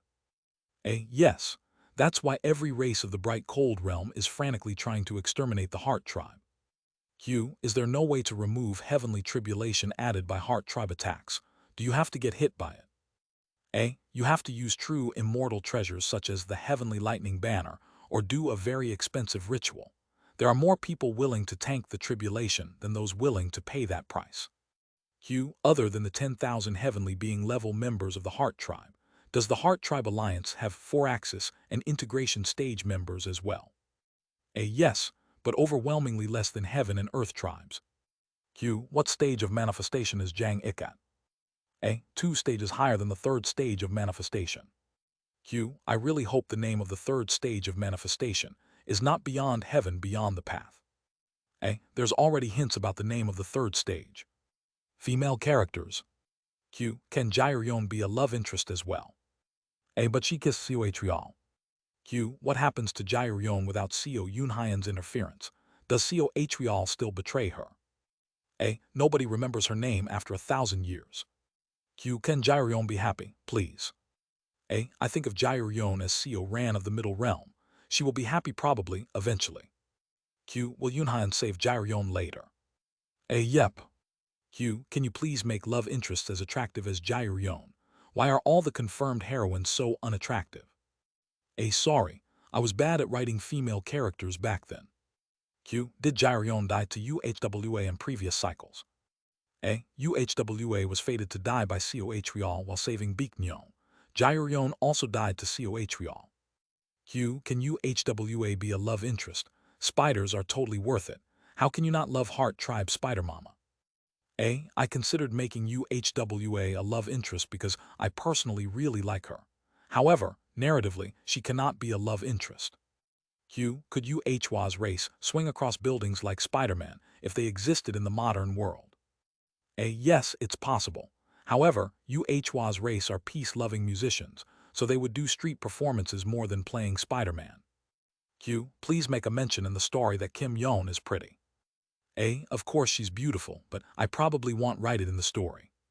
Q. How would Kim Yeon react if Seo Yunhyan rejected her after waiting centuries in the 13th cycle as planned? A. In hindsight, I should have done that even if Seo Yunhyan would have been called a psychopath. By some people Kim Yeon's reaction is related to her fate, so spoiler. Q. Can Oh Hai Seo be a love interest as well? A. There is no way of knowing what she did with Seo Atrial while hidden. Q. Just why don't you write that the love interests are pretty? Kim Yeon, Buk Hyang HWA, future heroines just say they are all pretty. A. Personally, I have a meaningless preconception that specifically describing that a character is beautiful fits evil beings more. I thought people would naturally accept that love interests are beautiful without description. Q. Why is the blood body praised for its beauty a lot when love interests are not? A. The blood body is closer to sculpture than a person. It's like Yuan Li's artwork. Q. About the Buck Hyung Hwa Napoleon thing. What's your thought on artillery? A. Firepower is the true way. Q. Q. What's the cultivation talent of the fox from the ascension path and Buck Hyung Hwa? A. Fox, unexpectedly a first-class talent. Buck Hyung Hwa, not very talented at cultivation, but there are more things she can do as her extraordinary pattern law talent trait improves. Q. Please tell me you want abandon Buck Hyung Hwa. You want, right? When will best girl come back? A. I love Buck Hyung Hwa. Q. Kim Yeon, Oh Haeseo, and Kang Min-hee according to the size of their breasts. A. If I must, Kim Yeon Kang Min-hee Oh Haeseo. How will the story unfold? Q. How long until the end? A. We started the Middle Realm storyline in earnest, so I think we are 2 out of 7 until the end. Q. It's so fun. Can you write 1,000 chapters? A. My goal is finishing within 1,000 chapters. I don't think I will reach 1,000. Q. You've stated that there was a lot of story left to tell about the Mad Lord. Will we get a storyline about all of the 5 ascendants? A. I don't think we will cycle through all of the 5 ascendants. We will see the Mad Lord's first stage of manifestation and his backstory at an appropriate time. Q. Will we see Yang Sujin again? A. We will see him a lot. Q. Will we visit Black Ghost Valley and Golden Divine Heavenly Thunder sect? A. Yes. Q. Will we see the Centipede do more? So loyal yet so weak. A. We will see him more. Q. Will 5-element spiritual roots be very helpful eventually? A. Yep. Q. Can you make 4-axis cultivators more badass? It's not a low level, but they keep getting beaten up. They feel less powerful than core formation cultivators in the lower realm. A. Oops, I will try. To tell the truth, the name of the stage is kinda bad, but I will try my best while unpacking the relevant world building. True immortal. Q. Are demon beasts that reach true immortality called immortal beasts? A. Yes. Q. Are the power differences between true immortals big? A. The power differences between the stages of the Great Boundary are very, very big. However, due to the nature of their abilities, true immortals and immortal beasts can effectively gang up on each other. Q. The lustrous glazed peacock is said to want to mate with everyone and make Azure Peng have children. What's their genders? A. At the level of immortal beast's gender is meaningless. The lustrous glazed peacock just loves mating. Q. Why was it fine to hear Yang Sujin's name, but not Yu Hao Test's name? Is their name as a true immortal different from their name while they were mortal? A. The intention behind the name is also important. You do go insane if you understand the true nature of a true immortal and call their true name, but you are not very affected if you just hear their name without understanding the true meaning. Cultivation. Q. Are none of the axes made in bright cold realm during 4-axis?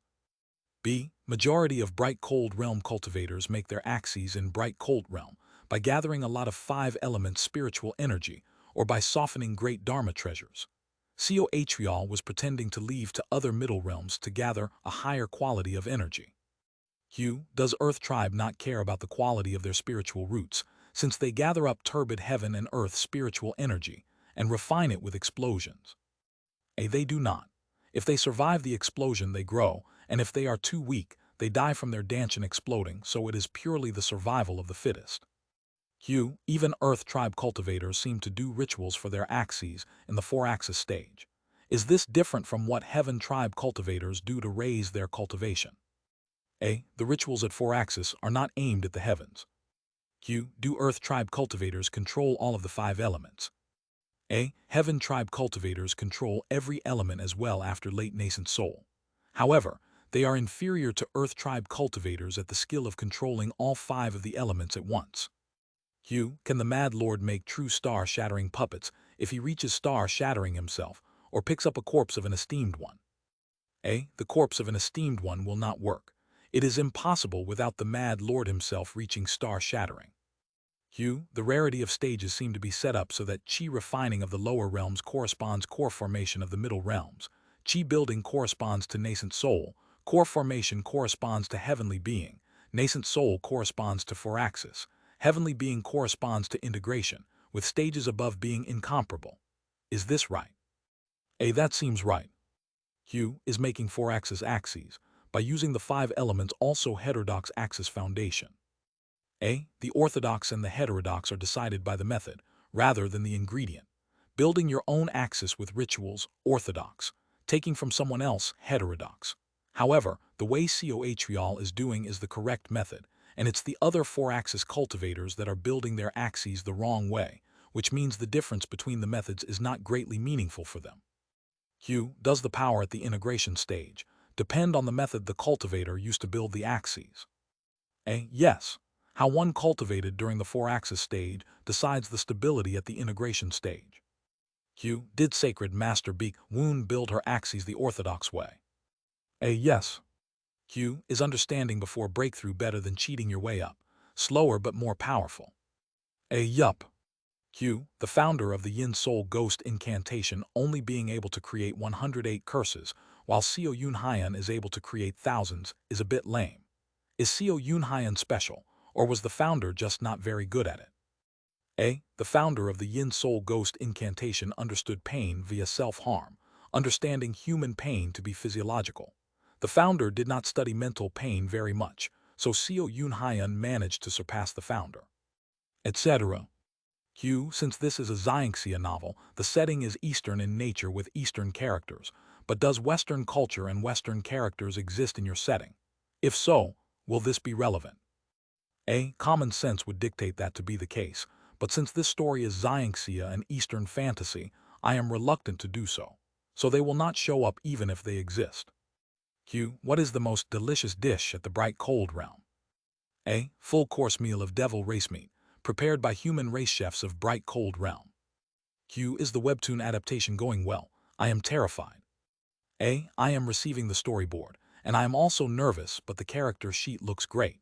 I will get permission from the producer to post the character sheets when we confirm the company that will be doing the webtoon adaptation. Q, can I write fanfics? Fanfics don't need permission as long as you don't profit. Q, I am always astonished by the depth of world building when I read Artisy. Do you research things every time you world build? Or have you studied the relevant material and naturally world building as you write the novel? Thank you for the overwhelming praise. I have learned how to world build as I read Reincarnated Swordmaster and did research of my own to create my world. The stages are something I have been thinking about for a while that I am organizing at Artisy, rather than something I came up with when I started the novel. Q, who's your favorite character so far? In order of how much love I put into them. Seo Yun Hyan, Coatrial Buk Hyang Hwa, Mad Lord Kim Yeon, the final boss Yuan Lee, Kim Young Hoon, Jeon Myung Hoon, Hyo Gwak, Kang Min Hee. The rest are below them and relatively equal to each other. Q, what's the race of Sacred Master Beak Woon? From Star Shattering, race becomes meaningless. If you were asking about her tribe, she reached the Sacred Vessel stage as a heaven tribe. Translating Novice, El Mao, Q&A done once again by Blue Mango Ade. // Discord https://dsc gg/wetread. Link to donations in the Discord. Chapter 201, Betrayal 9. How did this happen? First, let's organize the situation. My eyes don't move. Neither does my consciousness. I use the method that amplified my senses during my days as a first-rate martial artist to explore my surroundings. From behind me, I hear the footsteps of Hong Guk. Sir Coatrial, I've done everything you asked, hee. I see. I'd used Hong Guk to find a connection between Coatrial and the Blood Yin realm. But from the start, Hong Guk had been recruited by Coatrial. I thought he was on a trip elsewhere, but he was actually under the Black Dragon King all along. I thought he was just at the early stage of the 4-axis, but he had already gone through all the Axis Foundation rituals in the lower realm and just needed to accumulate spiritual energy, and he sneaked into the lowest level of the serving command arc, avoiding Jairion's eyes. How many of the words and actions this guy spouts are not lies? I listened to the breathing and heartbeats of Chen Ryong and the other Coatrial opposition faction demon beasts, thinking. Except for Hong Guk, the others aren't on Coatrial's side. The situation is becoming a bit clearer. Meeting Hong Guk was where it all went wrong. Chen Ryong wasn't the one making the idiotic decision to drag Jairion's farm to the tiger race at this time. Han Guk must have been egging Chin Ryong on from the side. And Seo Atrial could have wiped us out even before Jairyon arrived if he wanted to. But the reason he waited for Jairyon to come and then ambushed her, trampling her, is Senior, Jaio is no longer needed, it seems. While being held by the throat by Seo Atrial, I ask with difficulty breathing. Seo Atrial smiles. Let's just answer what I ask. You're too much, Senior Jaio, really you. Crack. My left arm is twisted back. However, I don't scream but just give a wry smile. I'm not one to talk, but you're too easily playing with heart, aren't you? Can't you feel pain, or is your tolerance high? Your tolerance seems high. As expected, you are too strange. Crunch, crunch. Seo Atrial begins to crush my left arm with spiritual energy. Yet I just grin at him. Indeed, no matter how many times I see it, your willpower is not something that a human who hasn't even lived 50 years can have. Miss Haiseo is completely intolerant to pain, but you, her colleague, what are you exactly? What did you do to Haiseo? What did he do to make her intolerant to pain? Nothing much, just a few experiments. I shut my mouth after looking into Seo Atrial's eyes. Seo Atrial is just throwing words to stir my emotion. If I show too much interest in Haiseo here, it's all over. Rather, just then, Seo Atrial. Thud, thud. Jairyon rises from her place. Even though she is bleeding all over her body, and there is not a single place untouched by Seo Atrial's assault, she resembles a little girl shedding tears. Why do you do this? I loved you. But Seo Atrial turns to Jairyon with a smile. I loved you, I liked you. I wanted to look pretty for you, wanted you to only see my good sides. I wished you would only look at me, holding your hand felt so good. But why did you do this to me? Senior Jaio, that is because. Seo Atrial flings me aside and casually approaches her. He whispers into Jairyon's ear, with a kind face with hands clasped behind his back. You just had the urge to reproduce, wanting to mate with me, nothing more than that. No, it's not about sexual desire, my emotions. Senior Jaio. Swoosh. Seo Atrial's hand caresses Jairyon's cheek. His hand gradually moves down her jawline, caressing her neck, then down to her collarbone, delicately as if playing an instrument. Emotion, you see, is here. Seo Atrial's hand reaches Jairyon's chest. Inside here. And his hand moves a bit lower from her chest, touching Jairyon's ribs. Puff. Seo Atrial's hand brutally penetrates her ribs. The action that takes place inside the lungs is what emotion is. Seo Atrial continues, gently stroking Jairyon's head. When an external stimulus comes, the brain recognizes it, the diaphragm goes down, and air enters the lungs. Then, the vibration of the air that enters the lungs is sorted out and expressed along with body language, foot movements, and eye contact. That's what emotion is. That's all there is to it. Unable to listen any longer, I vomit blood and rise. Stop spouting nonsense. What you're talking about isn't emotion. This is all there is to emotion. What you're talking about is acting out emotion, not emotion itself. Yes. What he's talking about is merely the emotional acting done by clowns and actors on stage, not real emotion. Seo Atrial looks at me as if I said something absurd. Interesting words, Taoist Seo. This world is a play under fate, and we are merely actors acting within this play. Why would you say acting by an actor is not emotion? But, for some reason, the Mad Lord's figure seems to overlap with Seo Atrial's. Their ideologies are drastically different. Even their attitudes towards emotion are polar opposites. But why does it feel like the destinations of these two madmen, though at opposite extremes, somehow seem similar? Like an actor, you should just be faithful to your role, otherwise you'll be driven off the stage. That's why you have to die, Senior Jaio. Seo Atrial looks at her with a pitying gaze and smiles faintly. Indeed, if he is an actor, it'd be a splendid performance. But still, his heart essence is a cold and pure darkness, and in my eyes, he is not an actor but a monster pretending to be human. Seo Atrial's hand, starting from her lungs, begins to ravage through her body. You definitely were of use. Just enough to make Miss Haiseo jealous, just enough to help me and be satisfied with a supporting role in the corner, but you overdid it. You could have kept continuing on the stage. Was it jealousy towards Miss Haiseo? Was it possessiveness towards me? Either way, it would be troublesome if you really became an integration stage demon king and tried to possess me. Coh. Do not worry, Senior. Today, the cunning opposition faction demons here will collude with the Blood Yin realm and summon the heavenly fiends here. You will try to stop them and will be killed by the vile heavenly fiends. It will be a sad tale. Mourning the loss of my lover, I will gather the entire Earth tribe to oppose the Blood Yin realm. Coh. All thanks to your death today, a beautiful story will unfold. Rest in peace, Senior Jiao, for the glory of the Earth tribe. Coh. Drip, drip. Jiao bursts into tears. Wowung. Golden light erupts from her body. I really truly loved you. As I said, emotion is merely the amount of air coming from the lungs. Since the lungs correspond to metal in the 5 elements, perhaps emotion is of the metal attribute. Haha. We made a pact with the vast cold oath, didn't we? Aye. Confused, Jiao forcefully pushes Coh away. With one hand raised, the seal of the Ark controlling envoy shines in her hand. Simultaneously, a spatial rift opens, and the entire cotton farm enters a dark space through the rift. The lowermost floor of the serving command Ark. The administrative area of Ark controlling envoy Jiao. Puffing. As she soars into the air, trying to fly to the upper layers of serving command Ark, Coh says, I've been waiting for this, knowing you would teleport here under pressure. Pat.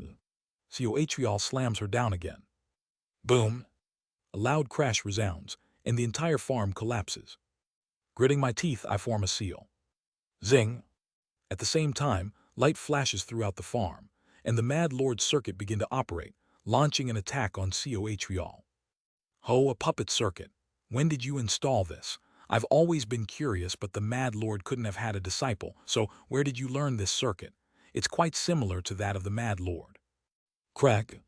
However, with a bit of effort from Coh, the entire farm begins to collapse. He's practically at the integration stage. Indeed, showing off the 4-axis stage cultivation in front of the Mad Lord, 1,000 years later, was just for show. In reality, in just 1,000 years, he was an entity capable of regaining the title of Dragon King. Run! Flash! As Qin Ryong and the other opposition faction demon beasts attempt to flee, Coh clenches the air, and they all crumble into pieces of flesh. Coh approaches Jiao, who is trying to stand up, and tramples on her neck again. Crunch. Thank you, Senior Jiao. The lowest level of serving command Ark is a space of darkness, so whatever happens here hardly draws attention. It would be more troublesome if traces are left outside. Gah.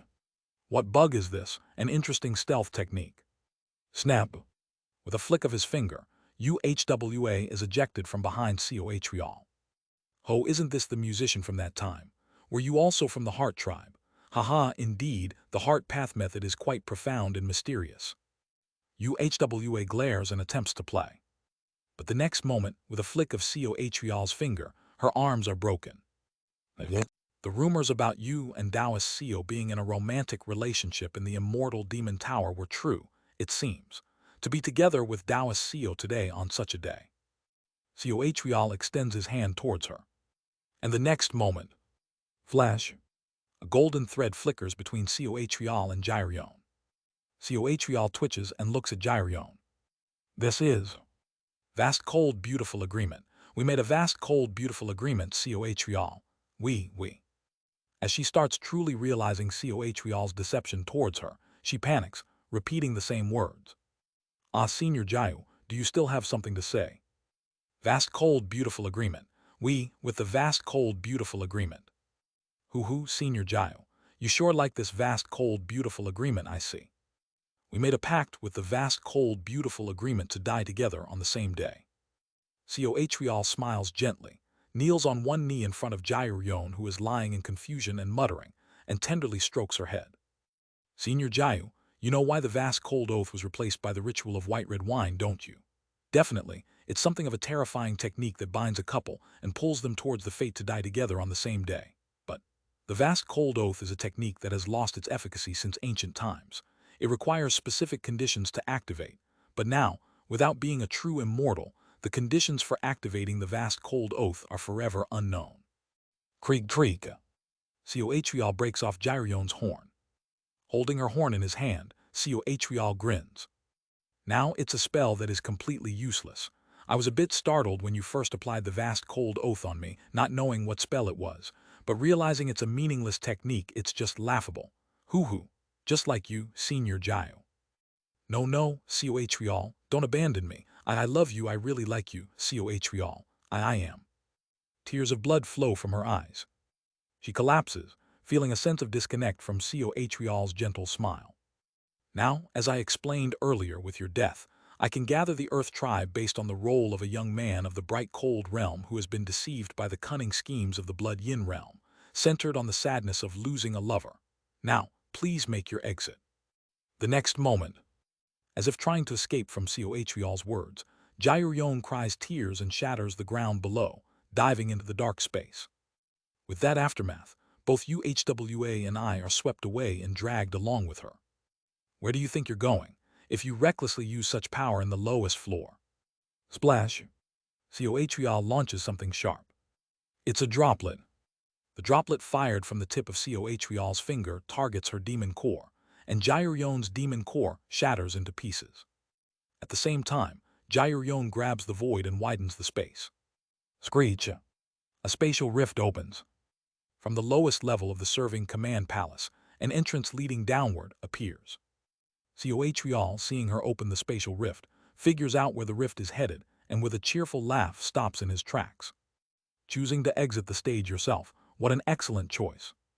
I am pulled into the spatial rift along with Jairyon, drawn by her spiritual energy and the strange force emanating from her. Beyond the spatial rift, the last thing visible is Coh looking at us with a smiling face. Yet with eyes that are not smiling at all, he observes our end to the very last. It's a bit regrettable to have let Seo Yunhyan escape. I wanted to research what beings of heavenly rejection can do, but it's not a loss since I can study Miss Ohiseo more. Quite satisfying, don't you think so? Coh turns around with a slight smile. There, Hanguk is fawning over Coh with a flattering expression. How could there be any doubt? Everything went according to Sir Coh's plan. Truly remarkable. How did Sir know leaving Seo Yunhyan would consolidate the opposition?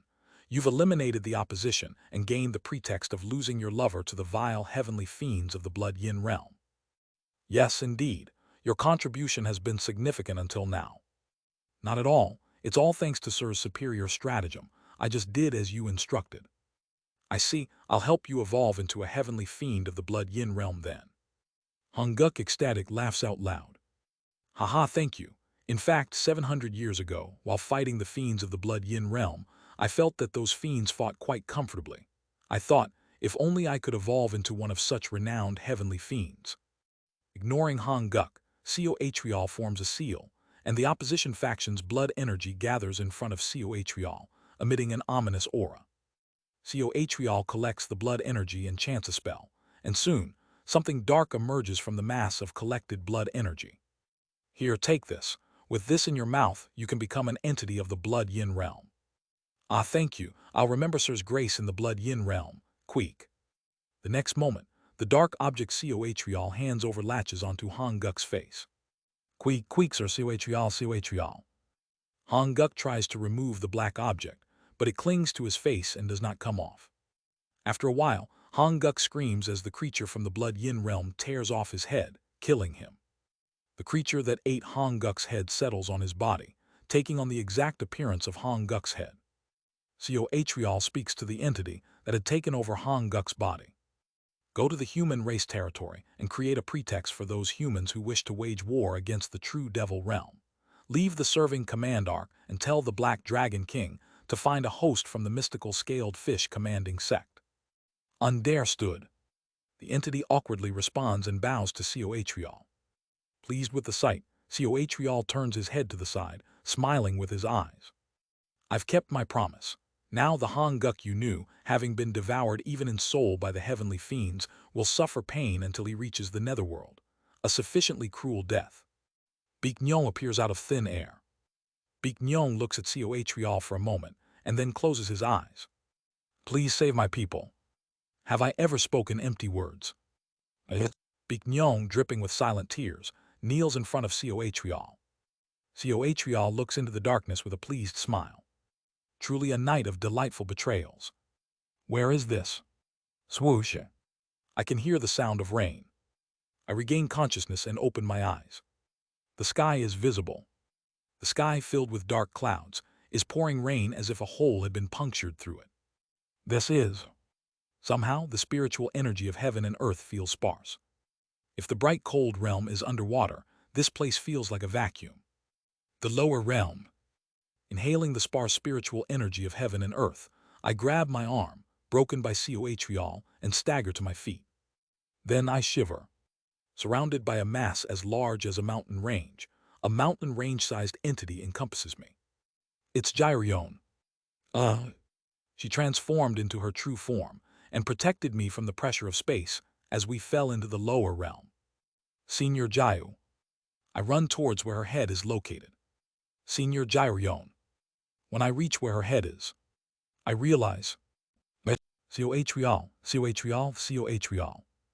She is muttering coatriol's name endlessly, her eyes blurred as if her soul has left her body. And even that is fading as her eyes grow more vacant, possibly due to coatriol shattering her demon core. Senior, please transform back. If you transform back, I'll somehow see to your wounds, Senior. But her mind seems to have completely collapsed, perhaps due to the betrayal by the person she loved most. She continues muttering coatriol's name until, at one moment, the light in her eyes disappears. Gyrion has died. Senior. With a heart filled with devastation, I look at the dead body of Gyrion. Just then, creak. Something rolls out of Gyrion's mouth. Splatter. It's a mass of blood. Within the scarlet blood, I see something moving. This is. I hurry over and approach the moving thing within the mass of blood. And what I found is Senior. Gyrion. Naked, crawling out from within the mass of blood, Gyrion mutters with a lost face.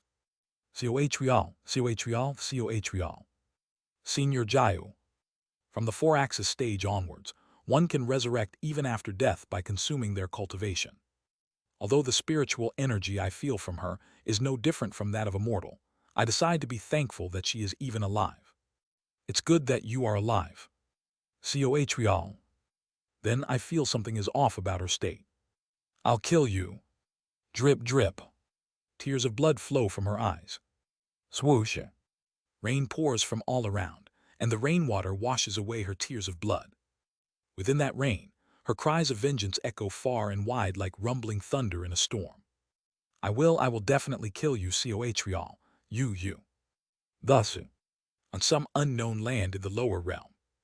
That day, a being whose heart was shattered by betrayal from her loved one weeps tears of blood and cries out for revenge. // Discord https://dsc.gg/wetread. Link to donations in the Discord. Chapter 202, Shattered Heart 1. First, wear these clothes. I take off my top and drape it over Gyrion, whose spiritual energy has fallen to the level of a mortal. Gyrion keeps mumbling with a soulless expression that she will kill coatriol, and I look around for a place to avoid the rain. I need to find UHWA. I remember UHWA definitely falling with us. But strangely, she is nowhere to be seen around here. As we cross beyond Gyrion's main body, the surrounding terrain appears to be mountainous. I head towards the mountains, intending to make a cave by drilling a hole somewhere suitable. That's when I spot UHWA in the distance. Apparently, she had been catapulted incorrectly while descending to the lower realm, half buried in the ground with her lower body exposed. Trying to lessen the impact with spider webs, during the fall, white spider webs are oozing out from her rear. I first pull her out, upside down, slung her over my back, and head to a nearby cliff to create a rock cave. Cool. Unleashing the power of the black dragon's true blood, a punch creates a cave large enough for 3 without much effort. Entering inside, I gather branches. Infusing fire spiritual energy continuously with the fire-surpassing path to cultivation, steam erupts from the branches, drying out all moisture before catching fire. Fortunately, I still have spiritual power equivalent to the chi-building stage left. Coatriol strangled me and played tricks at that time, causing considerable loss of my spiritual power. However, not only my body, which was trained through the Azure Spirit Starlight Quintessence Great Method, but also my internal energy is intact, and the remaining spiritual power is enough for the chi building stage. I should be able to recover my cultivation soon. Senior Jayu, come sit here. After lighting the fire and calling Jayuryon over, she looks at me with a dazed face. Then she laughs emptily. I'm not Jayuryon, don't call me Senior Jayu. Yes. What she says next makes me sigh deeply. The real Jayuryon is dead. Normally, a being at the 4-axis stage would resurrect with a body capable of cultivation after death. But, do you see? She shows her frail arm. It's an arm that cannot accumulate spiritual energy. I'm neither exactly a human nor can I return to a dragon's body, only living in a transformed body. Even then, I'm not a real human capable of practicing heaven tribe methods. She looks at the flames with empty eyes and continues. The real Jayuryon she gave up on reviving and chose to die. She intended to die and probably did die. I am not Jayuryon, just a remnant she left behind. She forces a smile and speaks gloomily. At the 4-axis stage, life force becomes so strong that even if one doesn't wish to resurrect, remnants like me can come into being after death. The real Jayuryon's lingering resentment, anger, despair, and sense of betrayal created me. I am definitely not Jayuryon, just her remnant. Seeing her empty laugh, I ask with a heavy heart. Then how should I address you? Call me Jayubik, the spirit of Jayuryon. Yes, Miss Jayubik. After saying that, Jayubik stares blankly into the fire. Her heart essence is so twisted that it's hard to read properly at the moment. Leaving her aside, I approach UHWA. I cleanse the wounds on UHWA's upper body with a spell, and cast a technique to activate her vitality on her. I would have preferred to treat her directly, but since she has the body of a demi-human, not a human, her meridians and blood vessels are completely different from those of humans, making it impossible to treat her with anything specific. Having no other choice, I reluctantly decided to rely on her innate vitality for healing and cast a spell to activate her life force. After the rain stopped, several days passed. I took care of UHWA and gathered even the sparse spiritual energy to regain my cultivation.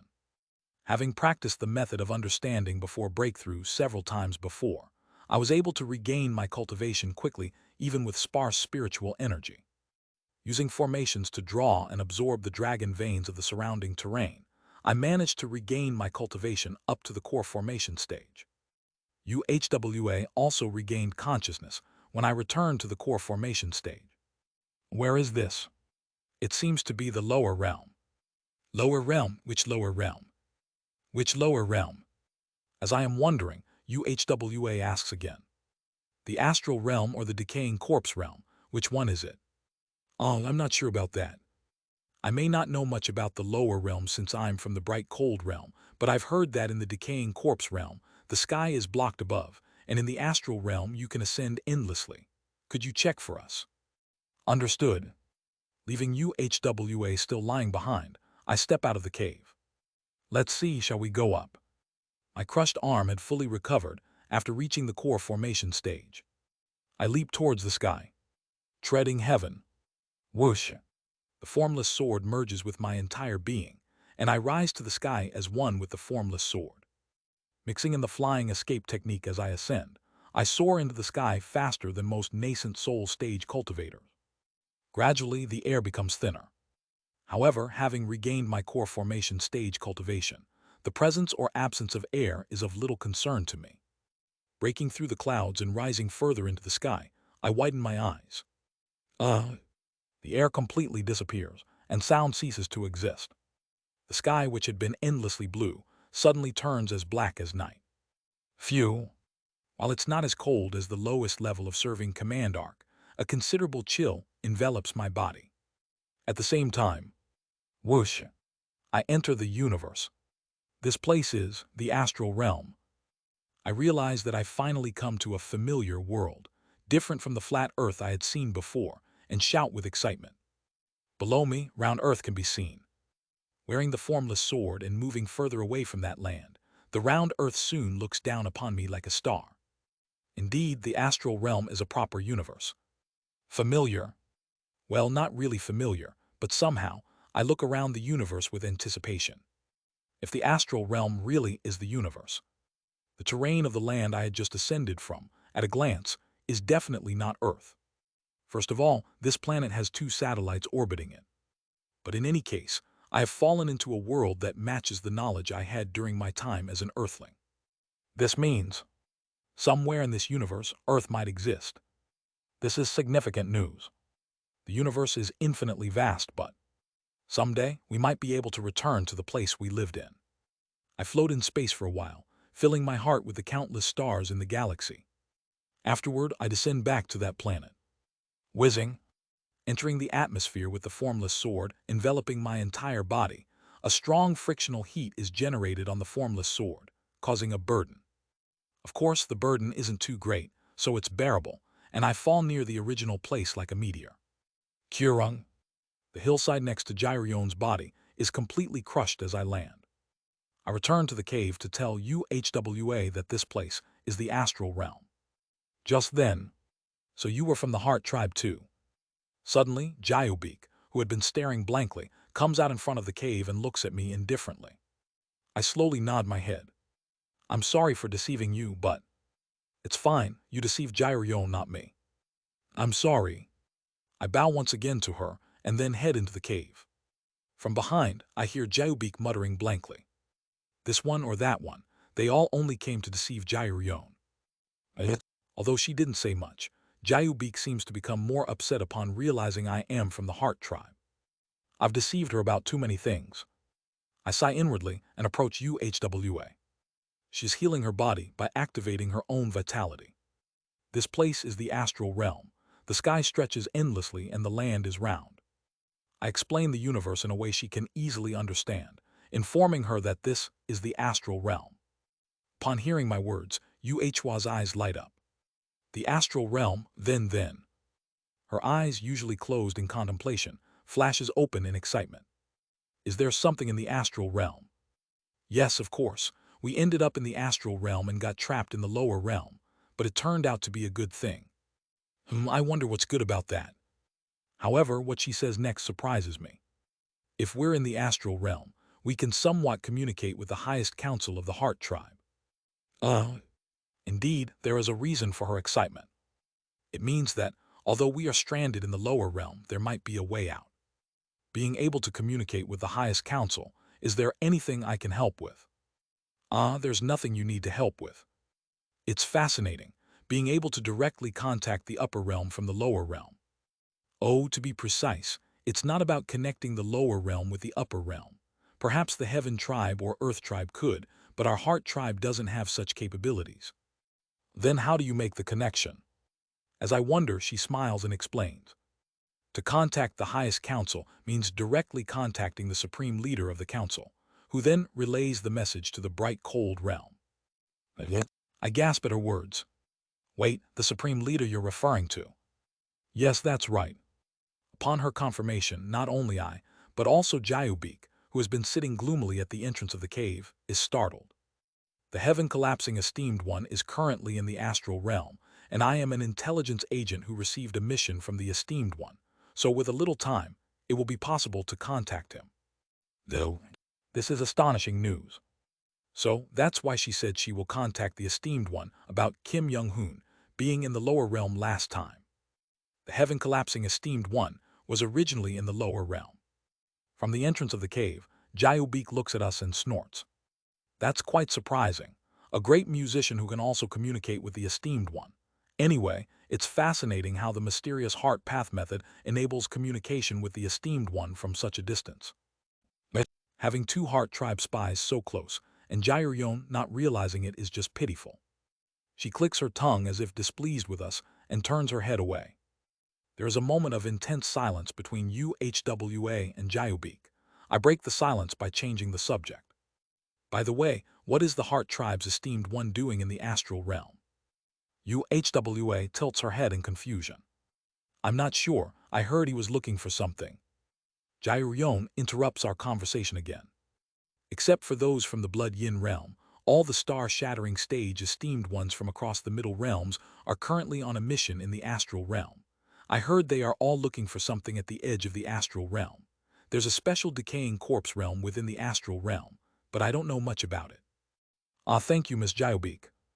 I thank her and, reminded of something, ask again. But why are the blood yin realms esteemed ones remaining in their realm? Didn't you say that the esteemed ones from the other realms have all gone in search of something? The heavenly fiends of the blood yin realm didn't follow not because they didn't want to, but because they couldn't. They are confined to the blood yin realm. Confined. Yes, they cannot go to any other world except for the true devil realm and the bright cold realm. This includes the lower realms like the astral realm as well. Though she pretends to be reluctantly sharing what she knows, she seems to genuinely enjoy being part of the conversation. I smile slightly, reading her intent. Though her heart essence is still incredibly gloomy compared to the normal days of Jairyong, it is evident that engaging in conversation is making her a bit better. With my limited understanding, I'm not sure why the heavenly fiends of the blood yin realm ended up like that. Could Miss Jayubik enlighten me? I don't know much either. It's said that due to the pull of fate, the star-shattering stage heavenly fiends are bound to the blood yin realm and cannot leave. They can travel to the true devil realm since it's originally the same dimension, but I'm not sure why they can go to the bright cold realm. Thank you for your teaching. Enough, don't talk to me, you Heart Tribe folks. After finishing her words, she turns her back again and stares blankly at the sky from the cave entrance. However, seeing her heart essence and noticing she improves a bit as we converse, I continue to engage her in conversation. Jayubik, though pretending to be annoyed, answers when I keep talking to her, and I can notice her condition improving. When the fog over her heart essence finally lifts somewhat, I cautiously ask her, Miss Jayubik, I have a question. What is it again? Ms. Jayubik mentioned that it's difficult for you to learn demon beast methods or heaven tribe methods. Her expression darkens again at my words. I cautiously ask her, have you considered learning the heart path method? Startled by my question, Jayubik glares at me, and UHWA, who had been carving wood and attaching spider webs to create new strings, also turns her head towards us. You're telling me to learn the heart path method. Why not? That's... After pondering for a moment, she sighs softly. After oppressing and despising the heart tribe, how can I now learn the heart path method? Wouldn't that be shameless? It's an interesting reason. It's not that she dislikes the heart tribe, but she dislikes the idea of herself, who has tormented the heart tribe, learning the heart tribe's power. Indeed, her nature is kind. I smile at Jayubik. Why would Miss Jayubik worry about that? What you're talking about is Jairyon, isn't it? You? She seems momentarily confused about her identity, clutching her head and glaring at me. Besides, doesn't Miss Jayubik have something she wants to do right now? Observing the deep-seated heart essence within her, I ask. After a long silence, Jayubik nods. I want to kill Cohrial. Yes, with such a desire, such longing. How can you achieve that with a body that cannot learn any methods right now? But I can teach you the heart path method. Shouldn't you seek revenge on Cohrial by learning it? Of course, I don't expect her to reach beyond the path with it. The reason I made this suggestion is because I want to give her, who is deeply twisted in darkness, something to immerse herself in. Conversing seems to improve her state slightly, but without addressing the root issue, she will remain in a state where she might succumb to suicide at any moment. I hope that by awakening and training her in this way, focusing on cultivation might help lighten her dark heart essence. After hearing my words, she is silent for a while and then clenches her teeth. I don't know. All I have are memories of fearing, despising, and being terrified of the heart tribe. Moreover, in Jairyon's memories, Jairyon always considered the heart tribe as something that must be killed. But I don't know if I should learn the heart path method. I will give it a thought. She bites her lip. I understand. I decide to give her some time to think about it. Thus, near the cave, we spend a few more days with UHWA recovering her vitality, I my cultivation, and Jayubik her spirit. About 2 weeks after falling into the lower realm, on the day UHWA's injuries are fully healed, I receive unbelievable news from her. The heaven-collapsing esteemed one is sending an avatar here this way. Both I and Jayubik nearby are startled by her words. When is the esteemed one expected to arrive? I ask her in confusion, and she makes an awkward expression. Now, \\\\asterisk. Discord https://dsc.gg/wetread. Link to donations in the Discord. Chapter 203, Shattered Heart 2. Whoosh! Without any time to react, a bright light burst from between her eyebrows. Simultaneously, the light emitting from her brows transforms into a green radiance, condensing a green podo in the air. The Esteemed One's strike embedded in Uhwa's heart essence. That strike of the Esteemed One flickers in the air before gradually changing its form. I watch the process intently, repeatedly expressing my astonishment. What incredible mysteries are mixed into each and every change. The enlightenment connected to the sea of righteousness and mountain of grace is felt through the heart essence. The enlightenment connected to treading heavens is shown in the process of the podo transforming into a body. And then, countless other mysteries that cannot be fully comprehended intertwine in the air as the podo takes on a familiar form. I pay my respects to the Esteemed One. Uhwa bends her legs in respect to him. Despite her discomfort with the Heart Tribe, Jade also bows to Jade. I pay my respects to the Esteemed One. I follow their lead and pay my respects as well. I pay my respects to the Esteemed One. Woven. The cluster of light coalesces, taking the complete form of a small greenish figure. This is the heaven-collapsing Esteemed One. This is the second time I've seen him, counting my past life. I hadn't looked closely before, but now I can clearly see his appearance. The heaven-collapsing Esteemed One manifested from Uhwa's strike, wears tattered clothes and has green skin. His ears are as large as fans, and his nose is as big as a fist. His teeth are also jagged, and his fingernails are sharp. If not for one thing, he might have seemed somewhat feeble. And that one thing is his muscles. Despite his small stature, upon closer inspection, his entire body is packed with compact muscles. He seems capable of fighting against any core formation stage demon beast with his sheer physical strength alone. As I'm observing him, suddenly Jang's gaze meets mine. It feels piercing. Standing before his gaze, it feels as if he could decapitate me at any moment with a strike. I break out in a cold sweat under his gaze for a moment. After looking at me for a while, he strokes his chin as if intrigued. Impressive, how did someone of the human race manage to step into the second phase of manifestation? Moreover, looking at the energy, core formation, no, nascent soul stage, and despite being of the heaven tribe, I sense earth tribe methods. Huh. He chuckles heartily. Heaven, earth, heart, have you integrated all three? Since you seem to have a righteous heart, no need to kill you then. His casual remark makes me sweat profusely. Jade recognized my potential, and had there been even a hint of malice in my heart essence, he would have been ready to cut me down instantly. So you called me. Heart Tribe Agent number 1798, Uhwa, greets the Esteemed One of the Heart Tribe. What exactly happened that an intelligence agent, who should be operating in the bright cold realm's mainland, ended up falling into the astral realm? Jade looks at us with a somewhat incredulous gaze. And that is a fragment. His gaze shifts to Jade. Fragments are born only from cultivators of at least the 4-axis stage. Yes, I seem to have glimpsed the corpse of a golden dragon while sending my consciousness to this star. Are you a fragment of that golden dragon? Jade nods with a somber expression. Yes, a remnant left by Jade, the arc-controlling envoy of the Earth Tribe True Dragon Alliance. Jade greets the supreme leader of the Heart Tribe. The envoy of the True Dragon Alliance, that deck cleaner, right?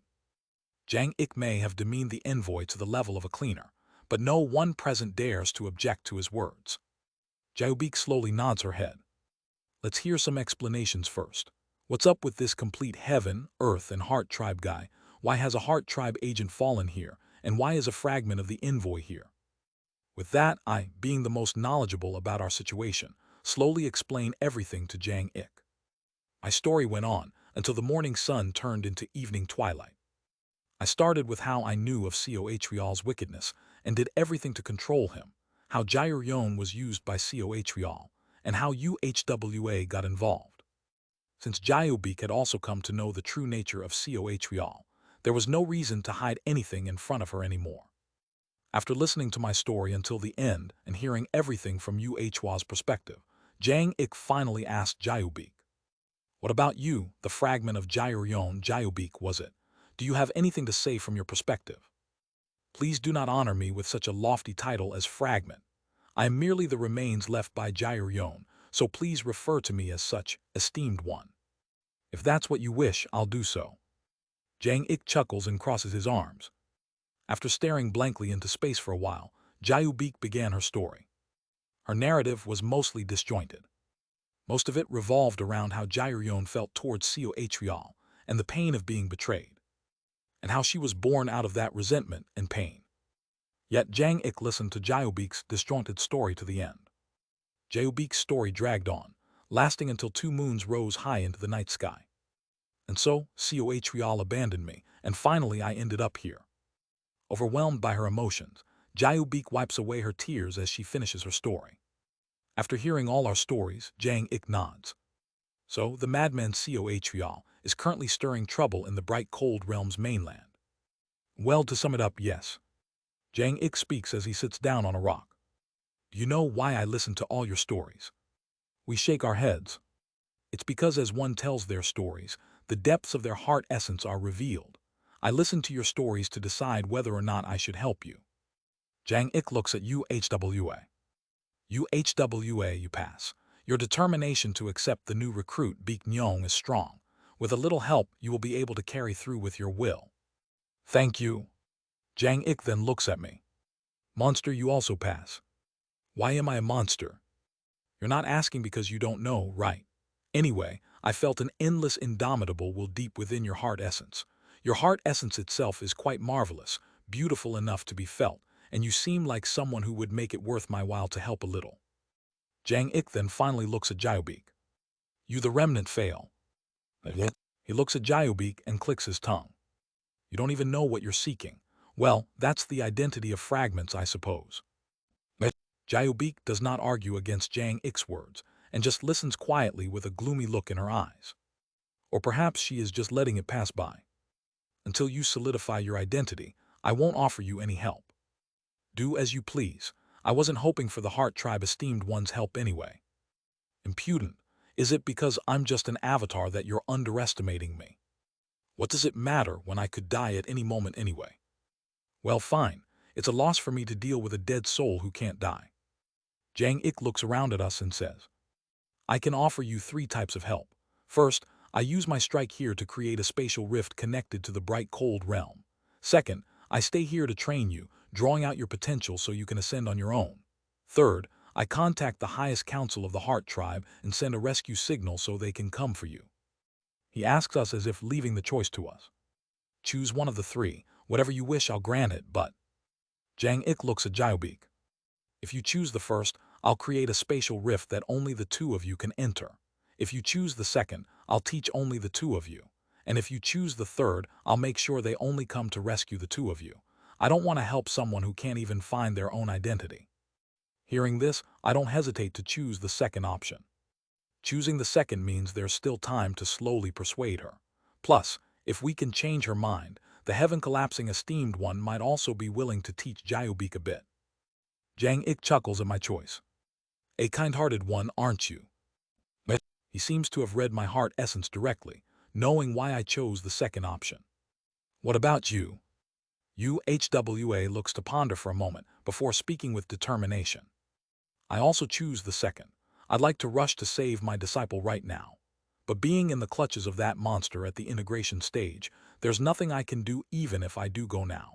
Instead, I'd rather receive teachings from the esteemed one here to gain the strength to save my disciple later. Pleased with the response, Jang Ik nods approvingly. Good. Since you're on the verge of achieving the 3rd step of manifestation, it will be enjoyable to teach. Thus, we were granted the opportunity to receive teachings from the heaven-collapsing esteemed one, Jang Ik. Wowung. I connect the formation I created for gathering dragon veins that were intended for recovering my cultivation to Jang Ik's avatar. His avatar, which looked a bit faint, became fully solid once connected to the formation. HM, is this where you've been staying? Yes, that's right. Then let's move a bit further away to start training. It would be problematic if your dwelling gets completely destroyed. Understood. Follow me. With a flash, Jang Ik's avatar steps through the air and flies off somewhere. UHWA follows him, turning into a crimson river and disappearing. I look at Jayubik and ask, Aren't you going to watch Miss Jayubik? Forget it, what's the use of watching the Heart Tribe train? She chuckles emptily and turns her head with a vacant look in her eyes. However, I cautiously speak to her, reading her heart essence. Regardless, it's an opportunity to see the power of the esteemed one. Aren't you curious? HMPH. The dragon race also has an esteemed one. Though he's on an expedition, I've seen the power held by an avatar of the dragon race esteemed one when I was very young, so it doesn't matter. When she was young, is she truly Jyobeek? Or is she Jyryon, mistaking herself for being dead? I'm not sure. However, still, come and see just once. Who knows, it might be useful for studying the Heart Tribe's weaknesses later. Fine, if you insist that much. Jyobeek sighs and gets up as if bothered. I smile slightly. Did you think I wouldn't realize you were somewhat hoping to be persuaded to come along? She seems inwardly curious about the power of the heaven-collapsing esteemed one, a Heart Tribe esteemed one. I, too, am in favor of her taking an interest in something other than her murderous intent towards Cohreal, as it would somewhat ventilate her heart essence. I take out a flying magic artifact from my storage bag, have her board it, and follow Jang Ik and UHWA. Do the clothes fit well? I ask Jyryon, who is wearing thick clothes I had taken out from my storage bag. As her spiritual energy, reduced to that of a mortal, flying at high altitudes made her feel quite cold. Yes, it's fine. I was much warmer when I had scales. It's not about the scales. It's because your pure spiritual force isn't flowing properly now. Being in a dragon's body was really convenient. Since it's impossible to get back the body of a dragon given the current situation, how about considering learning the heart path method? Didn't I say I would think about it? Understood. As we chat and fly through the sky for a while, we arrive at a vast wasteland far beyond Gyryon's corpse, where Jang Ik had reached.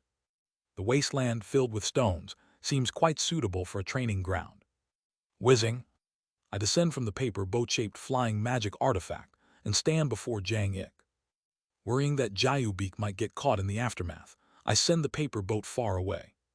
Jang Ik, seeing me and UHWA, crosses his arms. First, let's properly gauge your capabilities. Swoosh.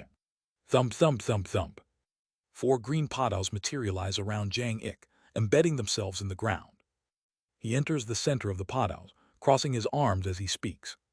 Before we start training, if you have any questions, ask them now. Once the training begins, both of you will be crawling on the ground, beaten to a pulp. Such confidence. It feels almost maniacally so. UHWA seems to be organizing her questions, and I ask what I am most curious about. As the heaven-collapsing esteemed one knows, I am not officially a member of the Heart Tribe. Officially, I belong to the Earth Tribe. Why then do you offer me your assistance? Because you're also part of the Heart Tribe. A straightforward and concise answer. But I glance back and stealthily observe Jyobeek. Then, if Miss Jyobeek, who is not of the Heart Tribe, finds her identity, do you also intend to teach her? Of course. May I ask why?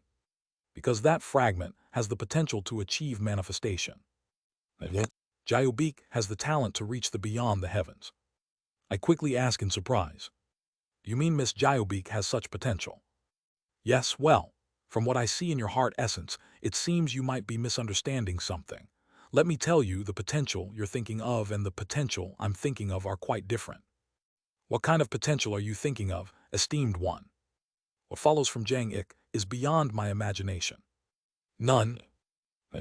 I believe that every being in this world has the potential to achieve manifestation. Therefore, the potential I'm talking about is practically non-existent for you. His eyes shine. Manifestation to you from your heart, Earth Tribe's perspective. What do you think the heart path method is? That's a difficult question. I have always pursued the martial path, but I had never thought about what the martial path itself was. For starters, I don't like terms like heart path method, so let me tell you the term I use. I call it fighting spirit. Fighting spirit. What do you call your fighting spirit? There is a tremor in Jang Ik's question. Feeling that tremor, I realized that simply answering with beyond the path to heavens and treading heavens would not suffice. Fighting spirit. What is my fighting spirit? What should I call it? A culmination of all the techniques I've learned, my combat experience, my enlightenment. It is. After a moment of contemplation, I realized the answer, an answer almost absurdly simple. Ah, so it was that simple. Martial arts. I respond to Jang Ik with the name of what I have learned. What I have learned is martial arts. Martial arts, that's a good name. Somehow, Jang Ik seems satisfied with my answer. Then let me ask again, what does martial arts mean to you? It's a part of my life. Then do you think there's something special about those who have learned martial arts, born with a certain quality, a certain lineage, or a certain spiritual root? No, there might be differences in talent, but martial arts can be learned by anyone. Exactly, that's it.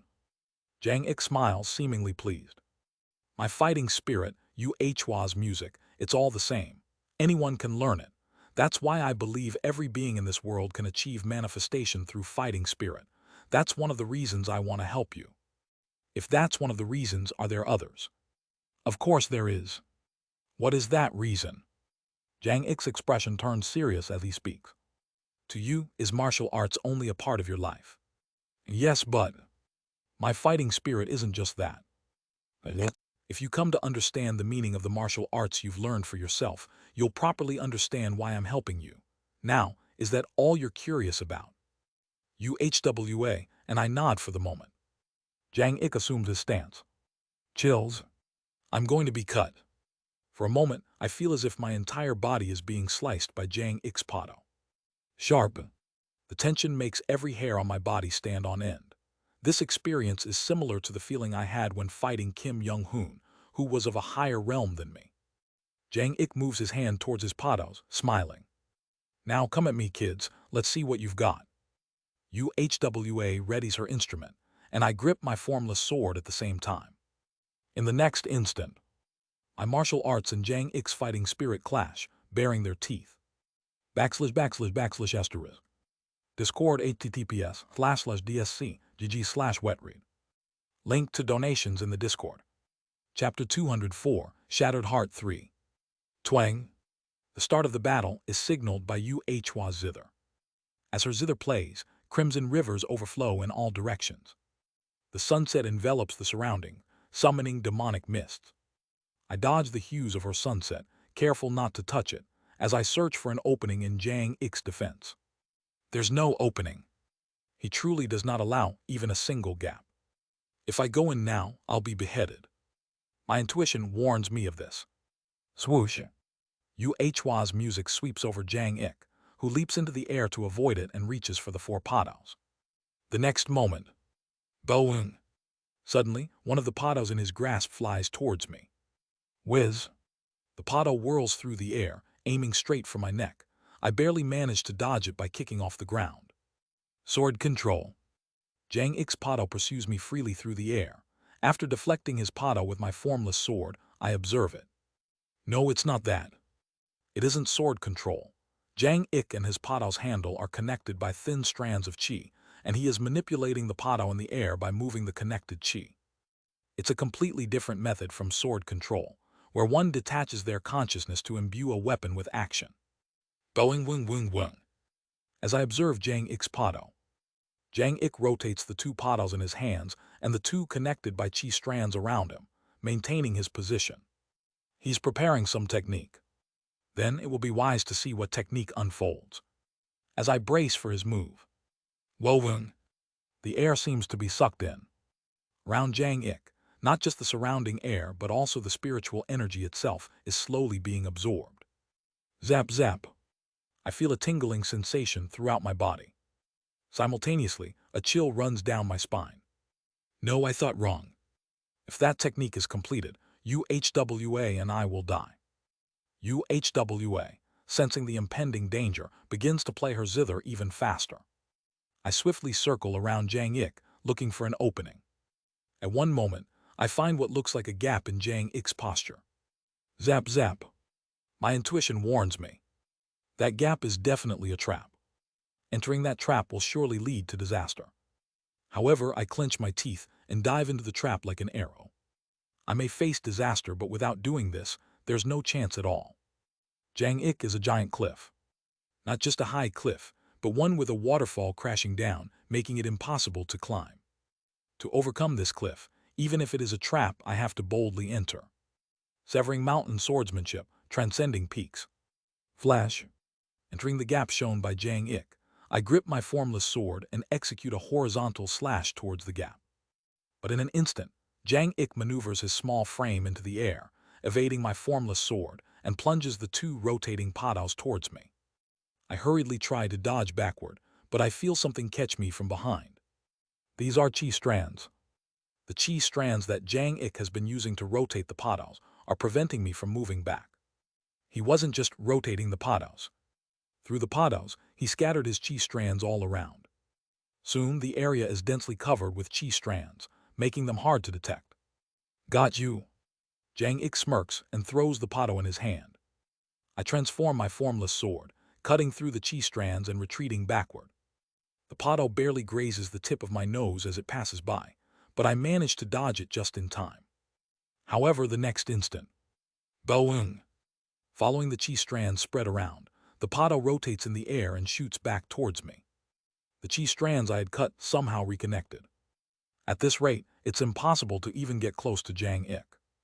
It might seem like just 4 paddles rotating around him, but those 4 paddles are constantly scattering chi strands. Jang Ik is controlling these chi strands to manipulate the 4 paddles like puppets. These chi strands can either obstruct the opponent's movement by applying physical force or enclose, and slice the opponent by applying sharp energy. This requires an insanely precise level of control. Jang Ik is pushing me back, freely manipulating these precise chi strands. First, I need to deflect or dodge the incoming paddles, and then charge at Jang Ik. The scattered chi strands are annoying, but if I cut them at the plane level using the abilities of treading heavens, I should be able to sever them. Then the right approach would be to block or deflect the paddles once, and then look for an opportunity to attack Jang Ik. Just as I organize my thoughts and extend my formless sword towards Jang Ik's paddle. Boom! A tremendous explosion rings out, and I spit out blood. Gush! The shock makes me feel as if my insides are about to burst, and clenching my teeth to stop myself from spitting out blood is the best I can do. In an instant, the power scattered in the chi strands concentrated to a single point. At any time, the dispersed power can be concentrated back to a single point to strike the opponent. What a terrifying skill. As I am regaining my composure from the shock, the area around Jang Ik and me is filled with Yuhua's sunset-hued river. She engulfs even me in her attempt to lay Jang Ik to rest, attacking us from all directions with her river. But the next moment, whiz whiz whiz whiz, the scattered chi strands begin to shine. Along with it, Jang Ik's paddles crazily rotate around following the trajectories of the chi strands. Whizzing. It's akin to a storm. The greenish paddles are creating a violent storm. Cough. In the instant Jang Ik creates the storm for defense, I put all my strength to escape his chi strand's domain. Soon after, the greenish storm sweeps away the crimson river. Try a bit harder. The energy contained in this avatar isn't even at the chi refining stage. Even with that, I'm conserving energy, yet you can't even attack me properly. As HH. After Jang Ik's storm passes, I watch the path cleared by his paddles and laugh bitterly. This is crazy. A diameter of 30 zhang, 100 meters, is completely swept away. Of course, a chi-building cultivator can sweep that much just by indiscriminately casting spells. But my astonishment is for a different reason. The amount of energy used in Jang Ik's chi strands, and the energy infused into the paddles, was clearly just enough to maintain sword energy for about an hour. That is, the total amount of power Jang Ik used was less than a single swing of sword gang. Swinging sword gang can cut through a rock, yet such a wide range of destruction is impossible. How did he do it? Yuhua also seems to realize this, her expression darkening. Yuhua's music, in terms of total energy, is comparable to a full-force strike from a nascent soul stage cultivator. Yet Jang Ik repelled a strike from a nascent soul cultivator, with merely the power weaker than a martial artist's sword gang. Truly a feat of using 4 tails to lift 1,000 caddies. Even for a star-shattering stage being, does this make sense? It couldn't have been just the power of sword gang that repelled a strike at the nascent soul level. There had to be something more. Exchanging glances with Yuhua, I charge at Jang Ik with all my might. Her illusory play under the rosy afterglow supports me from behind as we both attack Jang Ik together. But the next moment, boing! Jang Ik again scatters chi strands and hurls his pados through them at us. I dodge on the spot, attacking Jang Ik alongside the river created by illusory play under the rosy afterglow. The next instant, zang. The pado I dodge causes an even more enormous explosion than the previous storm, tearing through the nearby ground. What in the world? It doesn't make sense. Even if all the dispersed chi strands were combined together, the power contained in the pado just now was weaker than sword energy. But how did such destructive power emerge?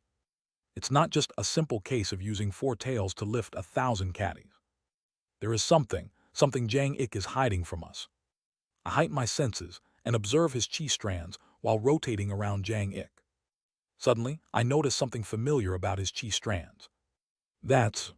Somehow, it reminds me of the moment when Kim Young-hoon used his external inner core to grasp the clues of treading heavens beyond the path. Kim Young-hoon connected meridians and blood vessels externally, creating an external inner core to amplify the attack's power. That's not just chi strands. I asked Jang Ik with a trembling voice. Oh, you've noticed already. How did you know? I've seen something similar before. Something similar, oh.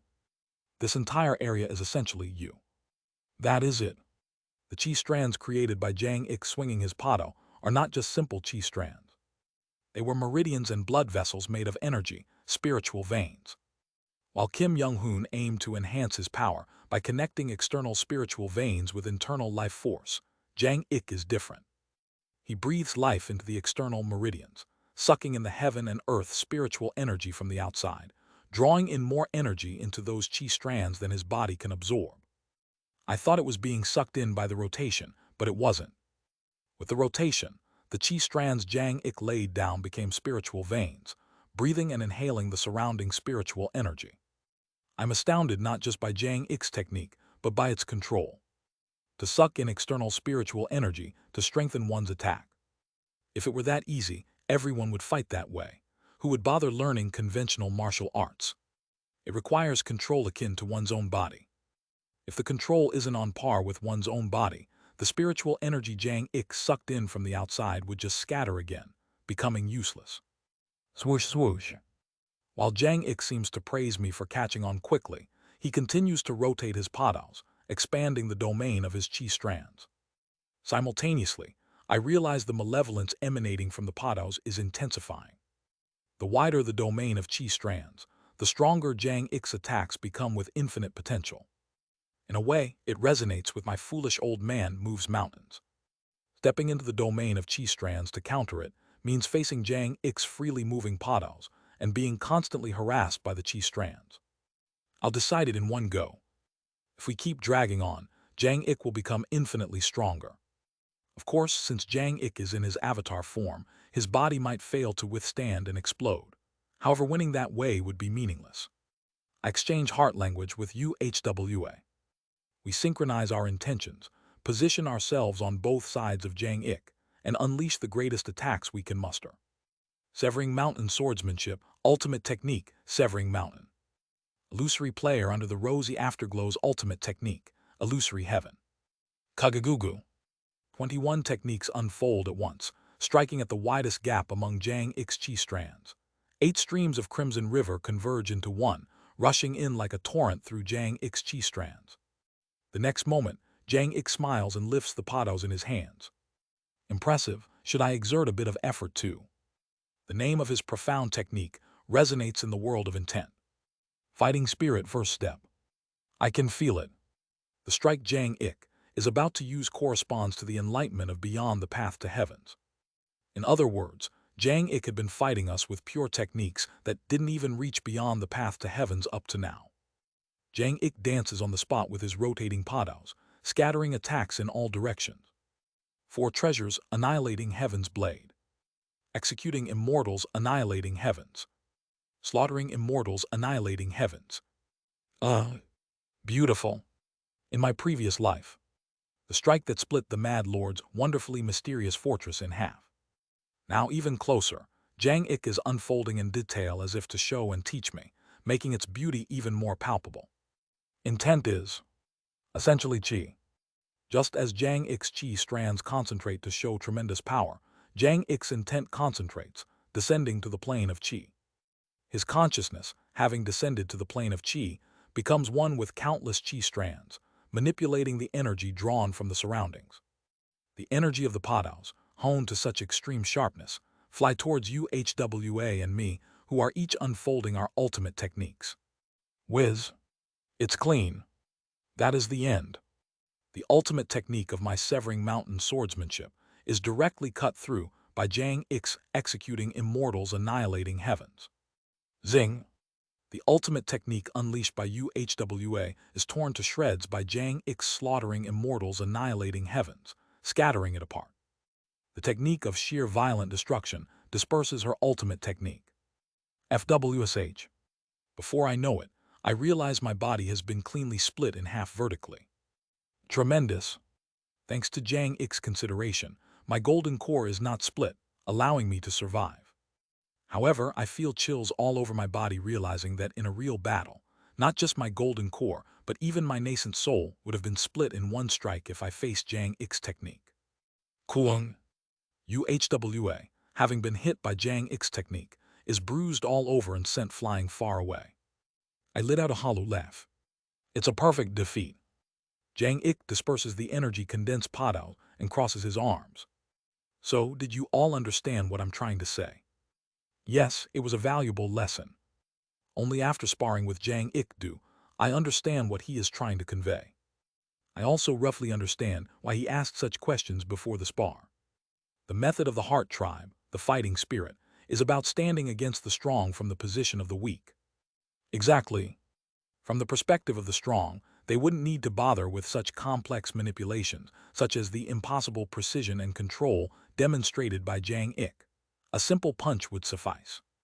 However, Jang X displayed attacks of power several times greater than a nascent soul stage, with just the energy equivalent of a single sword gang. It's not just about using 4 tails to lift 1,000 caddies, but using that power to multiply strength, subduing the opponent with lesser force. Jang X himself is not strong. Because he was born into a weaker race, he had to amplify the power of his techniques by complexly manipulating energy to face terrifying races like dragons, humans, and giants. The supreme technique he created to face those formidable races. That is precisely his fighting spirit. As the weak, as slaves, as insignificant beings, to resist against the strong, the masters, the rulers. The intent of striving to prevent the unjust oppression of the weak is precisely my fighting spirit. Jang X's statement that everyone has the potential for manifestation meant that all beings living in this world could someday find themselves in the position of the weak. Thus, he wants to teach the weak. I'll ask you again. I deeply contemplate Jang X's question. To you, what is martial arts? // Discord https://dsc.gg/wetread. Link to donations in the Discord. Chapter 205, Shattered Heart 4. What is martial arts to me? When I reached beyond the path to heavens, I thought that to me, martial arts meant freedom. My current formless sword is what I believe to be the manifestation of my heart's desire to escape the fate of regression, struggling against the shackles of fate. But do I live only to escape regression? No. My life itself is filled with countless graces and gratitude. Therefore, my life is not just about escaping regression, but also about living each moment fully. Every single moment. Every moment a person experiences is irreplaceable and will never return. This is a truth I realized because I can travel through time. Time never returns. Thus, let's live a faithful life. Then what is a faithful life? What is faithful martial arts to me? What is my faithful life, and what is true martial arts? I realize that with this meager brain of mine, it is impossible to come up with an answer right now. Pondering here won't help. This is a question I must continue to ponder in the future. As I regenerate my body that had been sliced vertically, I gradually close my eyes. Perhaps because I haven't fully recovered to the nascent soul stage, just being cut in half makes me lose consciousness and faint. I need to regain my cultivation as soon as possible. With that, I fall into sleep. When I open my eyes, familiar faces are in sight. UHWA and Jaiobik. You're awake. Where is this? It's the cave. She indifferently turns her head, but I can tell from my neatly arranged clothes and wiped sweat that Jayubik had taken care of me while I was unconscious. Even though she's a fragment of Jayuryon, she inherited Jayuryon's good nature. As I contemplate her character, she says, "He showed it openly, the heaven-collapsing esteemed one. I saw your duel as well. The enlightenment that the heaven-collapsing esteemed one gave you, I could understand it from a distance as well. Even with a small force, one can overcome a great force. To learn to face the strong as the weak. Wasn't that the overall message?" Yes, that's correct. The esteemed one wanted to say the same to me, it seems. She is silent for a moment in the cave, then continues. Receiving the esteemed one's enlightenment made me realize I was still deluding myself into thinking I was the strong Jayuryon. Our words continue. No, even when I was Jayuryon. More specifically, since the moment I met Coatrial, I was no longer the strong one. Wowung. She extends her hand into the void.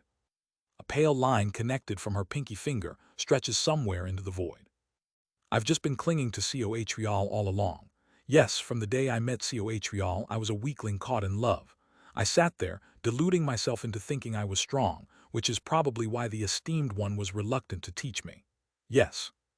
Drip, drip. Jaubik sheds tears. I am just a fragment of Jayuryon's broken heart, merely her remnants, but at the same time, I've deeply inherited her love for Coatrial. At the same time, I've inherited her vast, cold, beautiful agreement. All this time, I've been shouting with my mouth that I wanted to take revenge on Coatrial, but she covers her face with her hands and cries out.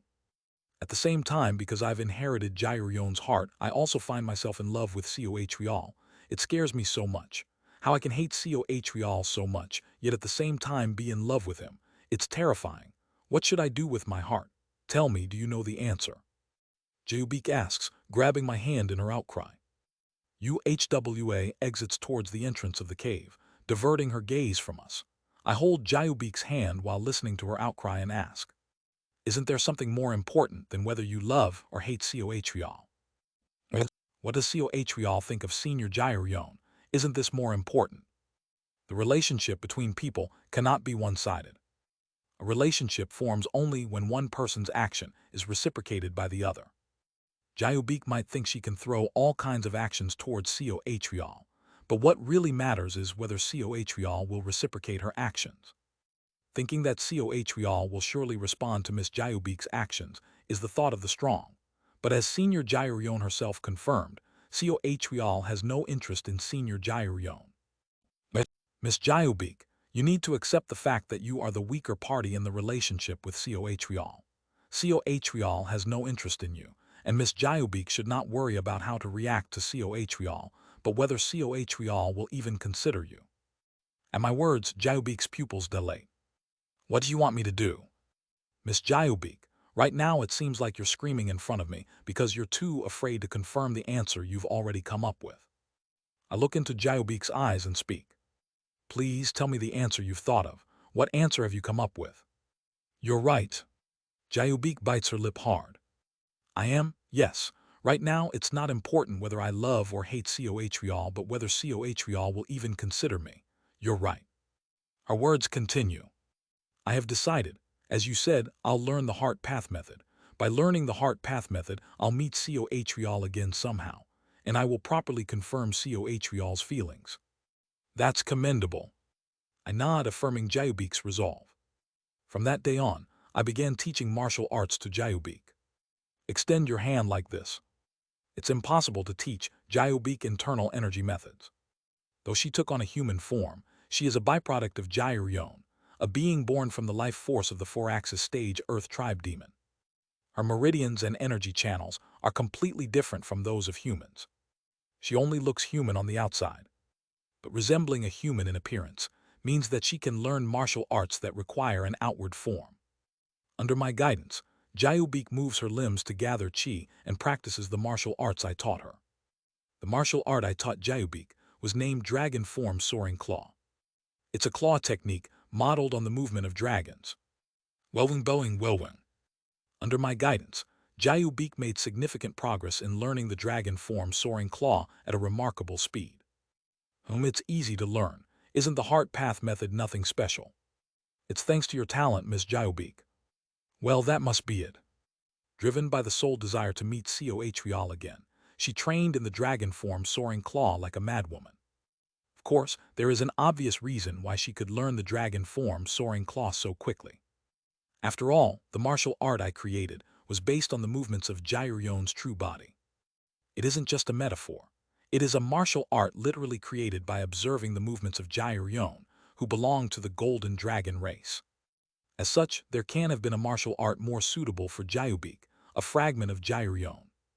It isn't about teaching her a new martial art, but about reproducing her original movements through martial arts. Besides training her in the most suitable martial art for her, she truly trained day and night, tirelessly practicing the dragon form soaring claw, all for the sole purpose of meeting Cohreal again. Thus, 10 years passed in the lower realm. Kagagugu. Kiarararar. Kiyeka. Kiyeka. In the tranquil forest, a loud explosion resounds, and a tree falls, scattering the animals nearby as they scream and disperse in all directions. At the base of that tree, there stood a woman in a robe is dusting off her hands. Congratulations, you've already mastered the dragon form soaring claw to the point where you can use claw gang. She is Jayubik. Jayubik, hearing my praise, snorts and flexes her fingers. Buwung. Golden energy sharply gathers on her fingertips, revealing claw gang. But she shows no sign of happiness.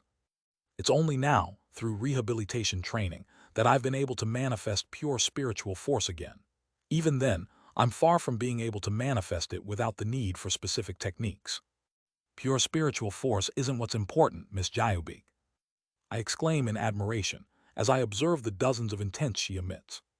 What's important is that you've already reached 3 flowers gather at the summit. Jayubik's determination is astonishing. Even with her optimal affinity for dragon form soaring claw and my direct teaching, it is unbelievable that she reached 3 flowers gather at the summit in such a short period. As expected from a fragment of Jairion, who almost reached the integration stage. Talent, as varied as it appears, ultimately finds a way to connect. Moreover, Jairion is a yellow dragon who completed the 4-axis stage through heterodox axis foundation, not by slaughtering lower-level cultivators, but by defeating 4 cultivators of the same realm to reach grand perfection in the 4-axis stage. Thus, her experience in actual combat is enormous, and Jayubik, inheriting that experience, is adapting to martial arts at a significant pace. With this momentum, you might reach 5 energies converging to the origin and even ultimate pinnacle within a few decades. HMPH, flattery is unnecessary. Nothing is more nonsensical than only managing to succeed in rehabilitation training over decades. Of course, she seems to think of martial arts as just rehabilitation training. Anyway, with this rate, maybe we can ascend within the time originally planned. Despite being dropped into the lower realm by Cohreal, my objectives for this life still hold. Before the true immortal descends to the golden divine heavenly thunder sect, ascend and steal the heavenly lightning banner. Especially since the golden divine heavenly thunder sect has a time limit, it is crucial to ascend as soon as possible to steal the heavenly lightning banner. I can ascend now if I want to. I'm wearing Yuan Yu as usual, and I have fully recovered my nascent soul stage cultivation. Additionally, with the power of Taiyin contained in the black dragon's true blood, I am also cultivating the yin spirit. I will likely finish the early nascent soul stage soon and challenge the middle stage. With the strength of my body now, I can withstand the spatial pressure even if my cultivation is below the heavenly being stage. I already know the orthodox method of ascension. Just ride a spatial rift in the astral realm and fly towards the coordinates of the bright cold realm. I already know the coordinates of the bright cold realm, so there is no problem. However, I can't simply waste the precious opportunity to receive guidance from the heaven-collapsing esteemed one. I've recently come to understand the deficiencies in martial arts that I hadn't noticed before while receiving guidance from Jang Ik. UHWA briefly reached the 3rd stage of manifestation previously. According to her, she is in the process of maturing her understanding of last quarter, and I am rushing towards the edge of treading heavens, gradually getting a feel for the realm beyond treading heavens. If I leisurely cultivate for about 600 years, I think I can reach beyond treading heavens. But there are tasks to be accomplished in this life, so I can't afford to waste time on such matters. It's already the 20th year of regression.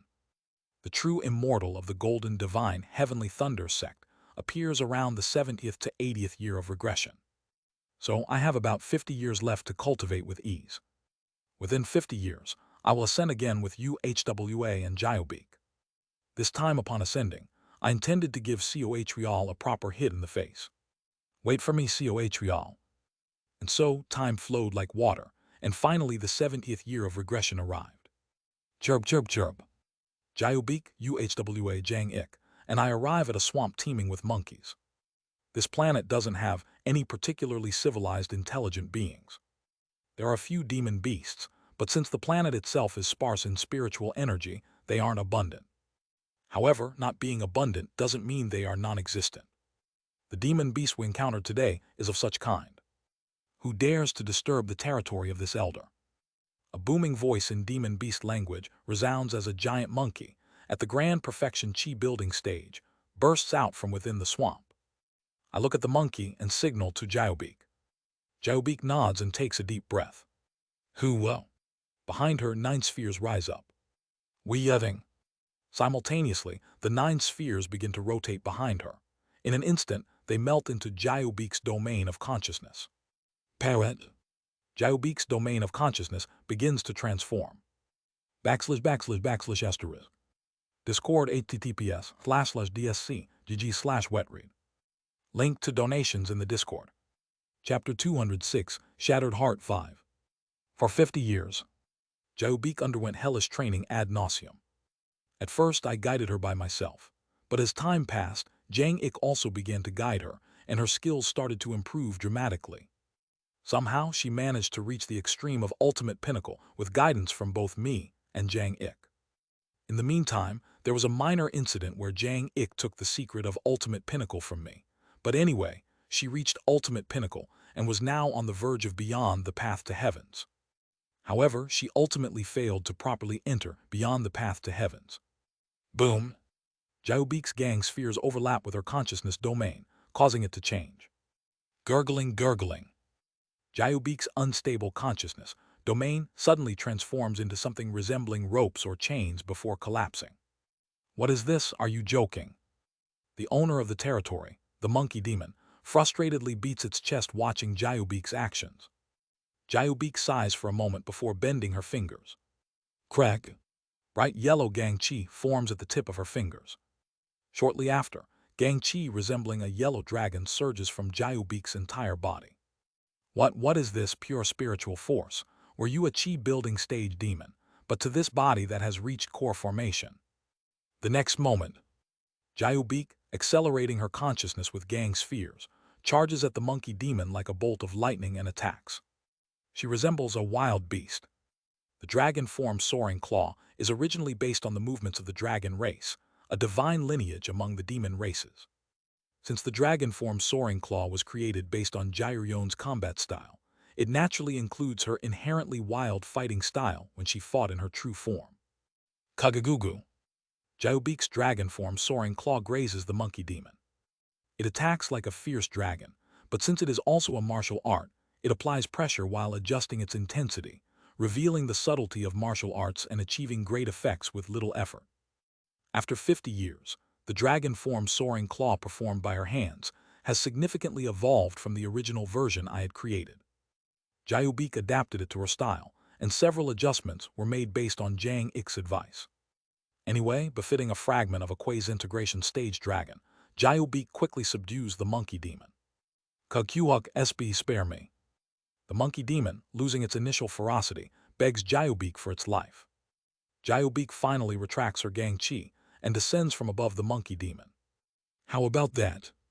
You've greatly improved. To my compliment, Jyobeak crosses her arms and snorts. I've told you many times, it's just rehabilitation. Yes, yes. While watching her, Jang Ik approaches. When you charge at an opponent, widen the gap between your feet a bit more, and pay more attention to the synchronization of your intent while using pure spiritual force. Yes. While Jyobeak is receiving a lecture from Jang Ik, I approach the monkey demon and hand it a formation flag I had created. Look here, fellow Taoist, I heard you're the chief of the monkeys around here.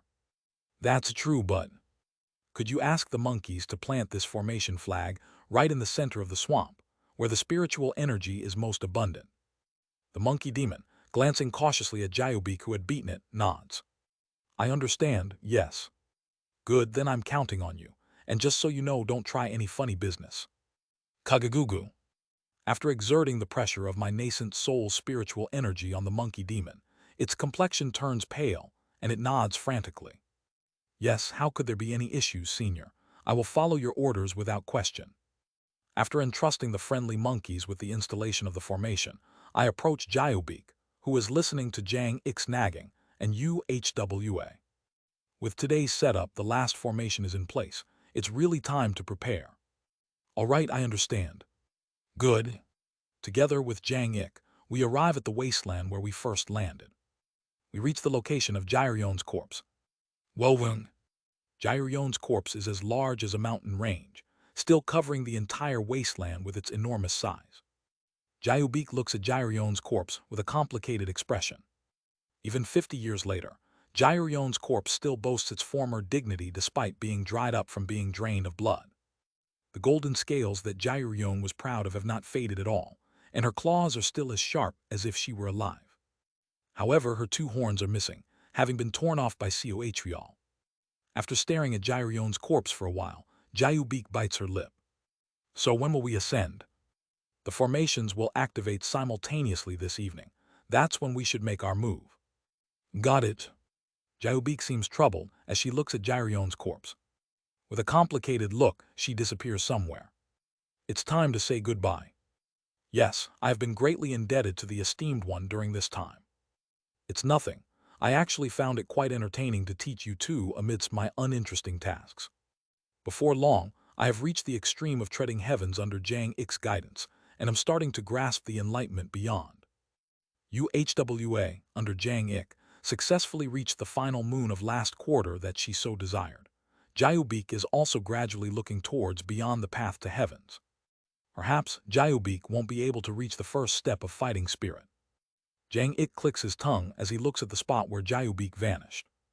Her heart essence is still too chaotic, and although she has a strong desire, it has not been integrated into any single concept. But didn't the esteemed one see it? The momentary change in Miss Jayubik's consciousness domain. At my question, Jang Ik shakes his head as if it is absurd. That's not fighting spirit. It would be more appropriate to call it a consciousness method. No, not a consciousness method, but perhaps a ritual of the heaven tribe. Or should it be called a supernatural ability through ancient secret arts? Jang Ik continues. What Jayubik has formed is an obsession with the vast cold beautiful agreement that is still connected to her. She has not properly refined her heart essence to step into the first step of fighting spirit, only showing something similar to the first step of fighting spirit because her mind and body have merged into the ancient secret art known as the vast cold beautiful agreement. Then, does that mean she can exert beyond the path to heavens in the presence of a target related to the vast cold beautiful agreement? A first step of fighting spirit that only exerts its effect on a specific target. Such manifestation isn't non-existent, but she relies too much on her vast cold beautiful agreement. The vast cold beautiful agreement is an ancient secret art that was discarded because its activation condition could not be found. So if she can't activate the vast cold beautiful agreement, she can't properly activate manifestation either. It's a useless half-baked manifestation. Jang Ik clicks his tongue, seeming displeased with Jayubik. Jayubik found the clue to beyond the path to heavens. However, the beyond the path to heavens she reached is a peculiar one that heavily depends on her remaining obsession and vast cold beautiful agreement with Cohrial for activation. If Cohrial is not present, it doesn't activate properly. And even if it does activate, it's incomplete as the activation conditions for the vast cold beautiful agreement were lost in ancient times. It's unusable in normal times.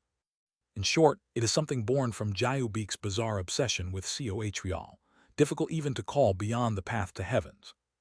But if Jayubik faces Cohrial alone and satisfies the conditions for beyond the path to heavens, limited to Cohrial, perhaps Jayubik's beyond the path to heavens can become a terrifying one that Cohrial can never escape. The unique beyond the path to heavens Jayubik obtained, longing for a meeting with Cohrial, only affecting Cohrial. That is Jayubik's beyond the path to heavens. How unique. I think it's quite interesting, approaching Gyreon's corpse to stroke its scales. Now that the day of departure is approaching, may I ask the esteemed one a few questions? Ask away. I ask the heaven collapsing, esteemed one the questions I have been curious about. How are the heart tribe's realms divided? To what extent can the heart tribe grow?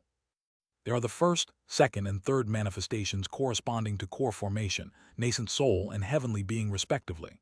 Or as I say, fighting spirit first, second, and third steps. There are 3 steps beyond this too. 3 steps, you say? Yes, the first step corresponds to the 4-axis and integration stages. The second step to the star shattering and sacred vessel stages. Finally, the third step corresponds to the entering nirvana stage. Are these 3 steps simply the names for the stages beyond the third manifestation stage? It varies. For someone like UHWA, it's termed as the first, middle, and final moons beyond the current realm. For me, I refer to it as 3 steps before the throne. You mentioned the third step corresponds to the entering nirvana stage. Then, do you not know the stage corresponding to the true immortal realm? Unfortunately, I do not.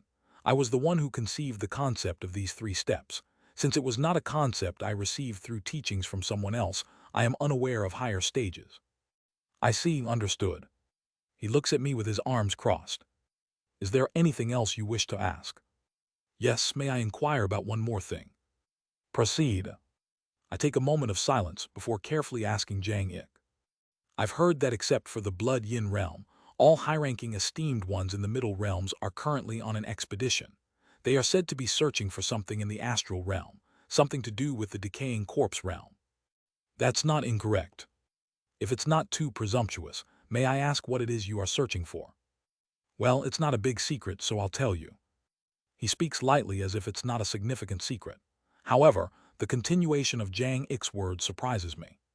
Currently, all the esteemed ones from across the realms are gathering to enter the place where the remains of the notorious lightning immortal, Yang Sujin, from 120,000 years ago are located.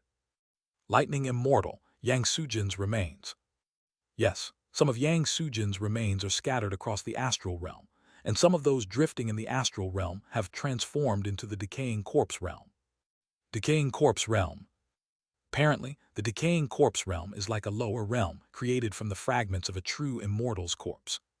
40,000 years ago, many cultivators went down to the head realm where he was said to have died, trying to find Yang Sujin's remains. But upon realizing that his remains were not there, numerous high-level cultivators scoured all of the heavens and earth and finally located traces of Yang Sujin. Why such obsession with Yang Sujin's traces? Yang Sujin, during his lifetime, took items of enormous value from each middle realm. No, borrowed them and did not return them. Those items are of immense importance to each middle realm, so they are trying to retrieve them from him. It seems he is deliberately not mentioning what those items are. Yang Sujin had inserted the core treasures of the middle realms into his immortal treasure, and finding his remains would pave the way to reaching that immortal treasure. Yang Sujin's immortal treasure, are you referring to that? I suddenly think of the heavenly lightning banner. Could it be the heavenly lightning banner? But Jang Ik just chuckles and shakes his head. The heavenly lightning banner is not Yang Sujin's immortal treasure. While it's true he used it, legend has it that he forcefully took it from a distinguished entity in the true immortal realm. I'm just thinking out loud here, but the being from whom Yang Sujin stole the immortal treasure must be waiting with tears for the day they can reclaim it. Ha ha ha. It's a story that can't be ignored. If what he said is true, then the true immortal that will descend upon the golden divine heavenly thunder sects soon might be the distinguished entity from the true immortal realm with a deep grudge against Yang Sujin. I thought just taking the heavenly lightning banner and plugging it into Hyun Eum's mouth would solve the problem. Perhaps the moment the true immortal descends, all factions inheriting Yang Sujin's legacy might be doomed. I ask Jang Ik several more questions I am curious about. Finally, time passes and a day goes by. Next to Gyreon's corpse, I feel the formation I had set up all over the planet begin to activate. Wowung. Jaiobik and UHWA gather towards me as well. The sparse spiritual energy of the entire planet, flowing through the planet's dragon veins, are drawn towards us. Though originally sparse, the concentration of spiritual energy momentarily becomes even denser than in the mainlands of the bright cold realm once gathered in one place. Kiyaving. I form a seal at the center of the spiritual veins and begin to open a spatial rift. Kagagugu. For 50 years, a formation was created for the sole purpose of ascending to the bright cold realm. The return to bright cold realm formation. I control the return to bright cold realm formation and greet Jang Ik's avatar, who is watching us from the side. Thank you for everything during this time. Yes, everyone has worked hard. Seo Yunhyan, there's nothing particular I need to say to you. If you continue to cultivate diligently, you will reach the third step of fighting spirit, the third stage of manifestation. Jang Ik looks over at us one by one. UHWA, you've reached the last stage of last quarter, but your realm is still not stable. Right after ascending, you will be under the control of the heaven and earth tribes at the flying immortal platform, so be on your guard. Even if you're capable in many against one, and Seo Yunhyan has taught you the record of transcending cultivation and exhausting martial arts, be cautious in a place bustling with 4-axis stage cultivators. There will also be an integration stage grand cultivator at the Heaven-Earth Palace anyway. If you use the method I taught you, even the grand cultivator of the Heaven-Earth Palace can't easily mess with you. After giving advice to UHWA, he turns his gaze to Jayobik. Jayobik, to be honest, you were the worst of those I've taught. It's not a problem of talent, but rather your state of mind. Yes. You always think of yourself as trash, but in some sense, you are indeed honored Master Jairyon herself. That can't be. HMPH. Contemplating the essence of existence to reach the realm is what the Heart Tribe does. Are you saying you can't believe the words of a star-shattering, esteemed one from the Heart Tribe? Yes. You've always thought of yourself as trash, entangled in love and hatred for that guy Seo Hrial, and your mind is a mess. But Jang Ik places his hand on her shoulder and smiles. Leaving the heaven, earth, and heart tribes aside, as a senior I hope you find happiness. Well, Jang Ik infuses something into her heart essence. Now off you all go. It was a short but enjoyable meeting. Well, after activating the return to bright cold realm formation, I bow to Jang Ik. UHWA and Jayobik also pay their respects in their own ways. After paying respects to Jang Ik, I look at Jairyon's corpse. Jayobik also looks at Jairyon's corpse. Jayobik claimed herself to be a piece, a shattered fragment of Jairyon. Therefore, according to her, the real Jairyon is dead. The corpse of Jairyon we see today will be the last image of Jairyon I will remember in this life. Rest in peace, Senior Jayo. Thank you for everything. I also bow in my heart towards Jairyon. At the same time, the return to bright cold realm formation shines brightly, propelling us beyond space. Payet. UHWA, having reached the stage corresponding to heavenly being, begins to ascend. Jayobik and I stick close to her, starting to resist the spatial pressure. Thus, 60 years after being betrayed by Seo Hrial, we begin our ascension to return. // Discord https://dsc gg/wetread. Link to donations in the Discord. Chapter 207, Lightning Flash 1. Payet. With a bright light, we are released into the void under the spatial pressure. Simultaneously, the return to bright cold realm formation shines, syncing with the coordinates of the bright cold realm I had entered into the formation. We are forcefully launched towards the bright cold realm, with UHWA protecting us from the tremendous spatial pressure. Kagagugu. Among the heavenly being stage cultivators, those more skilled take on the spatial pressure for others, bringing them along in their ascension. Such heavenly being stage cultivators face even greater pressure than what they are supposed to bear, often causing their faces to distort due to the effort. This is also true for UHWA, who is ascending with me, a nascent soul stage cultivator, and Jayobik, who is practically no different from a mortal. While I support her with life force from behind, to prevent her from collapsing during our ascension, UHWA's face is still terribly contorted from the pain and spatial pressure. Kirarung. Each time her melody, now akin to a heavenly tribulation, resonates, a crimson river surges upwards and shakes off the spatial pressure. Whenever your energy wanes, let me know. I will take over. I'm still fine. Being a nascent soul stage cultivator of both the heaven and earth tribes, and having achieved treading heavens, I am robust enough to withstand more than the average heavenly being cultivator. allowing us to take turns. Clinging to her back, I observe the surrounding scenery. The beautiful stars of the astral realm scatter beneath us, passing by below. Swallowing my saliva, I wonder, if we ascend this time, perhaps the point of regression might become fixed again. The criteria for fixing the regression point is inscrutable, no matter how much I think about it. Crossing dimensions, for instance, did not change the return point when I went to the true devil realm. Then would ascending fix the point? Let's just go and see. Whether the point is fixed or not. I've done my best in everything I could. In my life so far, there's nothing I'm ashamed of. Even if it becomes fixed, let's just be grateful and move forward. After a while, UHWA asks to switch, and we take turns enduring the spatial pressure head-on. 3 days might have passed when suddenly, Payet, far away, I feel a familiar flow of spiritual energy. I breathe vitality into UHWA. It's just the beginning, be alert. Yes, Payet. Squinting at the rays of light visible from afar, I brace myself for the impact of the dimensional barrier soon to envelop us. Formless sword. I raise my formless sword upright and plunge into the dimensional barrier. Shortly after, flash. We finally succeed in our ascension, returning to the bright cold realm. Payet. SSSHD. Familiar spiritual energy. The scarce spiritual energy of the lower realms felt so sparse in comparison to the ocean-like heaven and earth spiritual energy that now envelops my body. As I look around, a 4-axis stage cultivator dressed in familiar clothes approaches. Welcome, this place is the flying immortal platform of the Heaven-Earth Palace in the bright cold realm.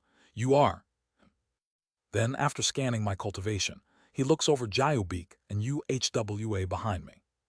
No, one nascent soul in one, building stage, and that one, a slave race.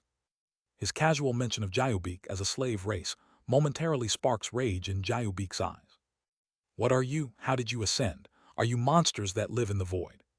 The next moment, UHWA smiles softly and begins to play her instrument. Tuwung. Her performance, though profoundly beautiful to those who listen properly, sounds merely like thunder to those who only sense the phenomenon. The nearby 4-axis stage, cultivators' faces twist in horror at the sight of the Crimson River and the sound of thunder around her. A heart tribe spy. Just kill her first. It's the 3rd stage manifestation heart path method. Everyone, avoid it. The next moment, crimson lightning scatters in all directions. Screams can be heard not only from the heavenly being cultivators, but also from the 4-axis cultivators. While the attack of a illusory player under the rosy afterglow is equivalent to a heavenly being's power, it doesn't threaten 4-axis cultivators. However, for those who have to face heavenly tribulation with each advancement, facing UHWA now means giving up on their future cultivation unless they are exceedingly confident. Commanding voice rallies the 4-axis stage cultivators. Everyone, regain your senses. All of you form a wheel battle formation around that heart tribe spy and approach. It doesn't matter if you get hit a few times. Heaven-Earth Palace will provide talismans and elixirs that aid in surviving heavenly tribulation. Hearing this, the 4-axis cultivators who have been clumsily avoiding UHWA's attacks regroup and begin preparing their spells. Not even a heart tribe member at the 3rd stage of manifestation can safely face multiple 4-axis cultivators. However, now then, I grab UHWA's shoulder from behind and swing my arm towards the void. The formless sword, unified with treading heavens, severs consciousness in the air. Not just consciousness, but energy. And not just energy, but our very life force is momentarily cut in an instant, making us disappear from the 4-axis stage cultivator's sight as we swiftly ascend to the sky. Be careful. The entire Heaven-Earth Palace is surrounded by barriers. That over there is the exit from the Heaven-Earth Palace to the Skyway. Jiobeak points to a spot where clouds are split into the shape of a pair of wings. It's the path previously taken by Jioyon when she carried the newly ascended demon race on her body. Hearing her words, UHWA and I change direction and safely escape from the barrier of the Heaven-Earth Palace. With that, we successfully ascended and escaped the flying immortal platform. Now, where will you go? UHWA transforms into the familiar shape of a crimson river, landing on a nearby mountain range, and asks us. I will return to the True Dragon Alliance first to check on the movements of Seo Hwial and the situation of my disciple, Beek Nyon. Then I'll follow and help check on Cohrial's movements as well. Upon hearing Uhwa's words, Jayubik decides to follow her. I respond. As for me, I have some business in the human territory side, so I'll be there for a while. Go ahead then. Let's meet again later. After saying goodbye to Jayubik and Uhwa, I quickly part ways with them. This is just the beginning. Before the true immortal, who intends to take the heavenly lightning banner, descends, I will head to the golden divine heavenly thunder sect to steal the immortal treasure and head to the Earth Tribe territory. Of course, if the true immortal has a grudge against Yang Sujin and still decides to curse the golden divine heavenly thunder sect, there's not much I can do. Nonetheless, I decide to do what I can for now. It can't be too early or too late. If I steal the immortal treasure too early before the true immortal arrives, it would be inefficient as I'd have to run away with the treasure for too long. If I steal it just before the true immortal arrives, I might be the only one struck by lightning before I can insert the treasure into the jaws of Cohrial or Hyun Eam. I'll steal the treasure just in time to place it in the Earth Tribe territory, or in the territory of Cohrial or the Black Dragon King. The reason I didn't immediately steal the Heavenly Lightning Banner while under Cohrial was not only because my spirit was becoming exhausted under his scrutiny, but also because of the timing. Stealing the immortal treasure decades earlier would have meant being chased by the golden divine heavenly thunder sect for those same decades. I plan as I fly towards the human territory. First, I need to go to Thunder Spirit Island to find out everything about the golden divine heavenly thunder sect. The location, characteristics, and appearance of the heavenly lightning banner, who is guarding it, and so on. If I know where it is, what it looks like, and how to transport it, the heavenly lightning banner will fall to my hands. It's funny, but my abilities are somewhat focused on thievery. The formless sword can unlock locks without anyone noticing, and the record of transcending cultivation and exhausting martial arts allows me to stroll distances unnoticed. Additionally, by creating a cursed doll with the Yin Soul Ghost incantation, I can manipulate the cursed doll to confuse those investigating, and the power of Taeyin possessed by the Black Dragon's true blood makes my presence significantly fainter at night. Moreover, the majority of the methods I've mastered are of the Earth attribute. Since it's an attribute that's in stark opposition to lightning, there probably won't be anyone from the Golden Divine Heavenly Thunder sect who can stop me. Alright, let's go steal the Heavenly Lightning Banner. I steal my heart and head towards the human territory, to Thunder Spirit Island. Kurung. Near Thunder Spirit Island, dark clouds constantly flash, and thunder roars from all around. I use the record of transcending cultivation and exhausting martial arts to hide my presence and approach the vicinity of Thunder Spirit Island. Welwung. Thunder Spirit Island, like other human sky islands, is surrounded by a large barrier to prevent outsiders from entering. If a human not registered at Temporal Fate Island carelessly crosses the barrier, they will face trouble. But I without worry touch the barrier. Welwung. It seems as though the barrier wants to resist, but I begin laying down the circuits of the Mad Lord on the barrier. A very small part of the barrier transforms into one of the Mad Lord's puppets. Open. Click. I easily open the barrier's door and enter, surveying my surroundings. This is Thunder Spirit Island. Wung. It isn't a dark feeling. However, clouds float everywhere with blue or yellow lightning flashing within. Let's gather some information first.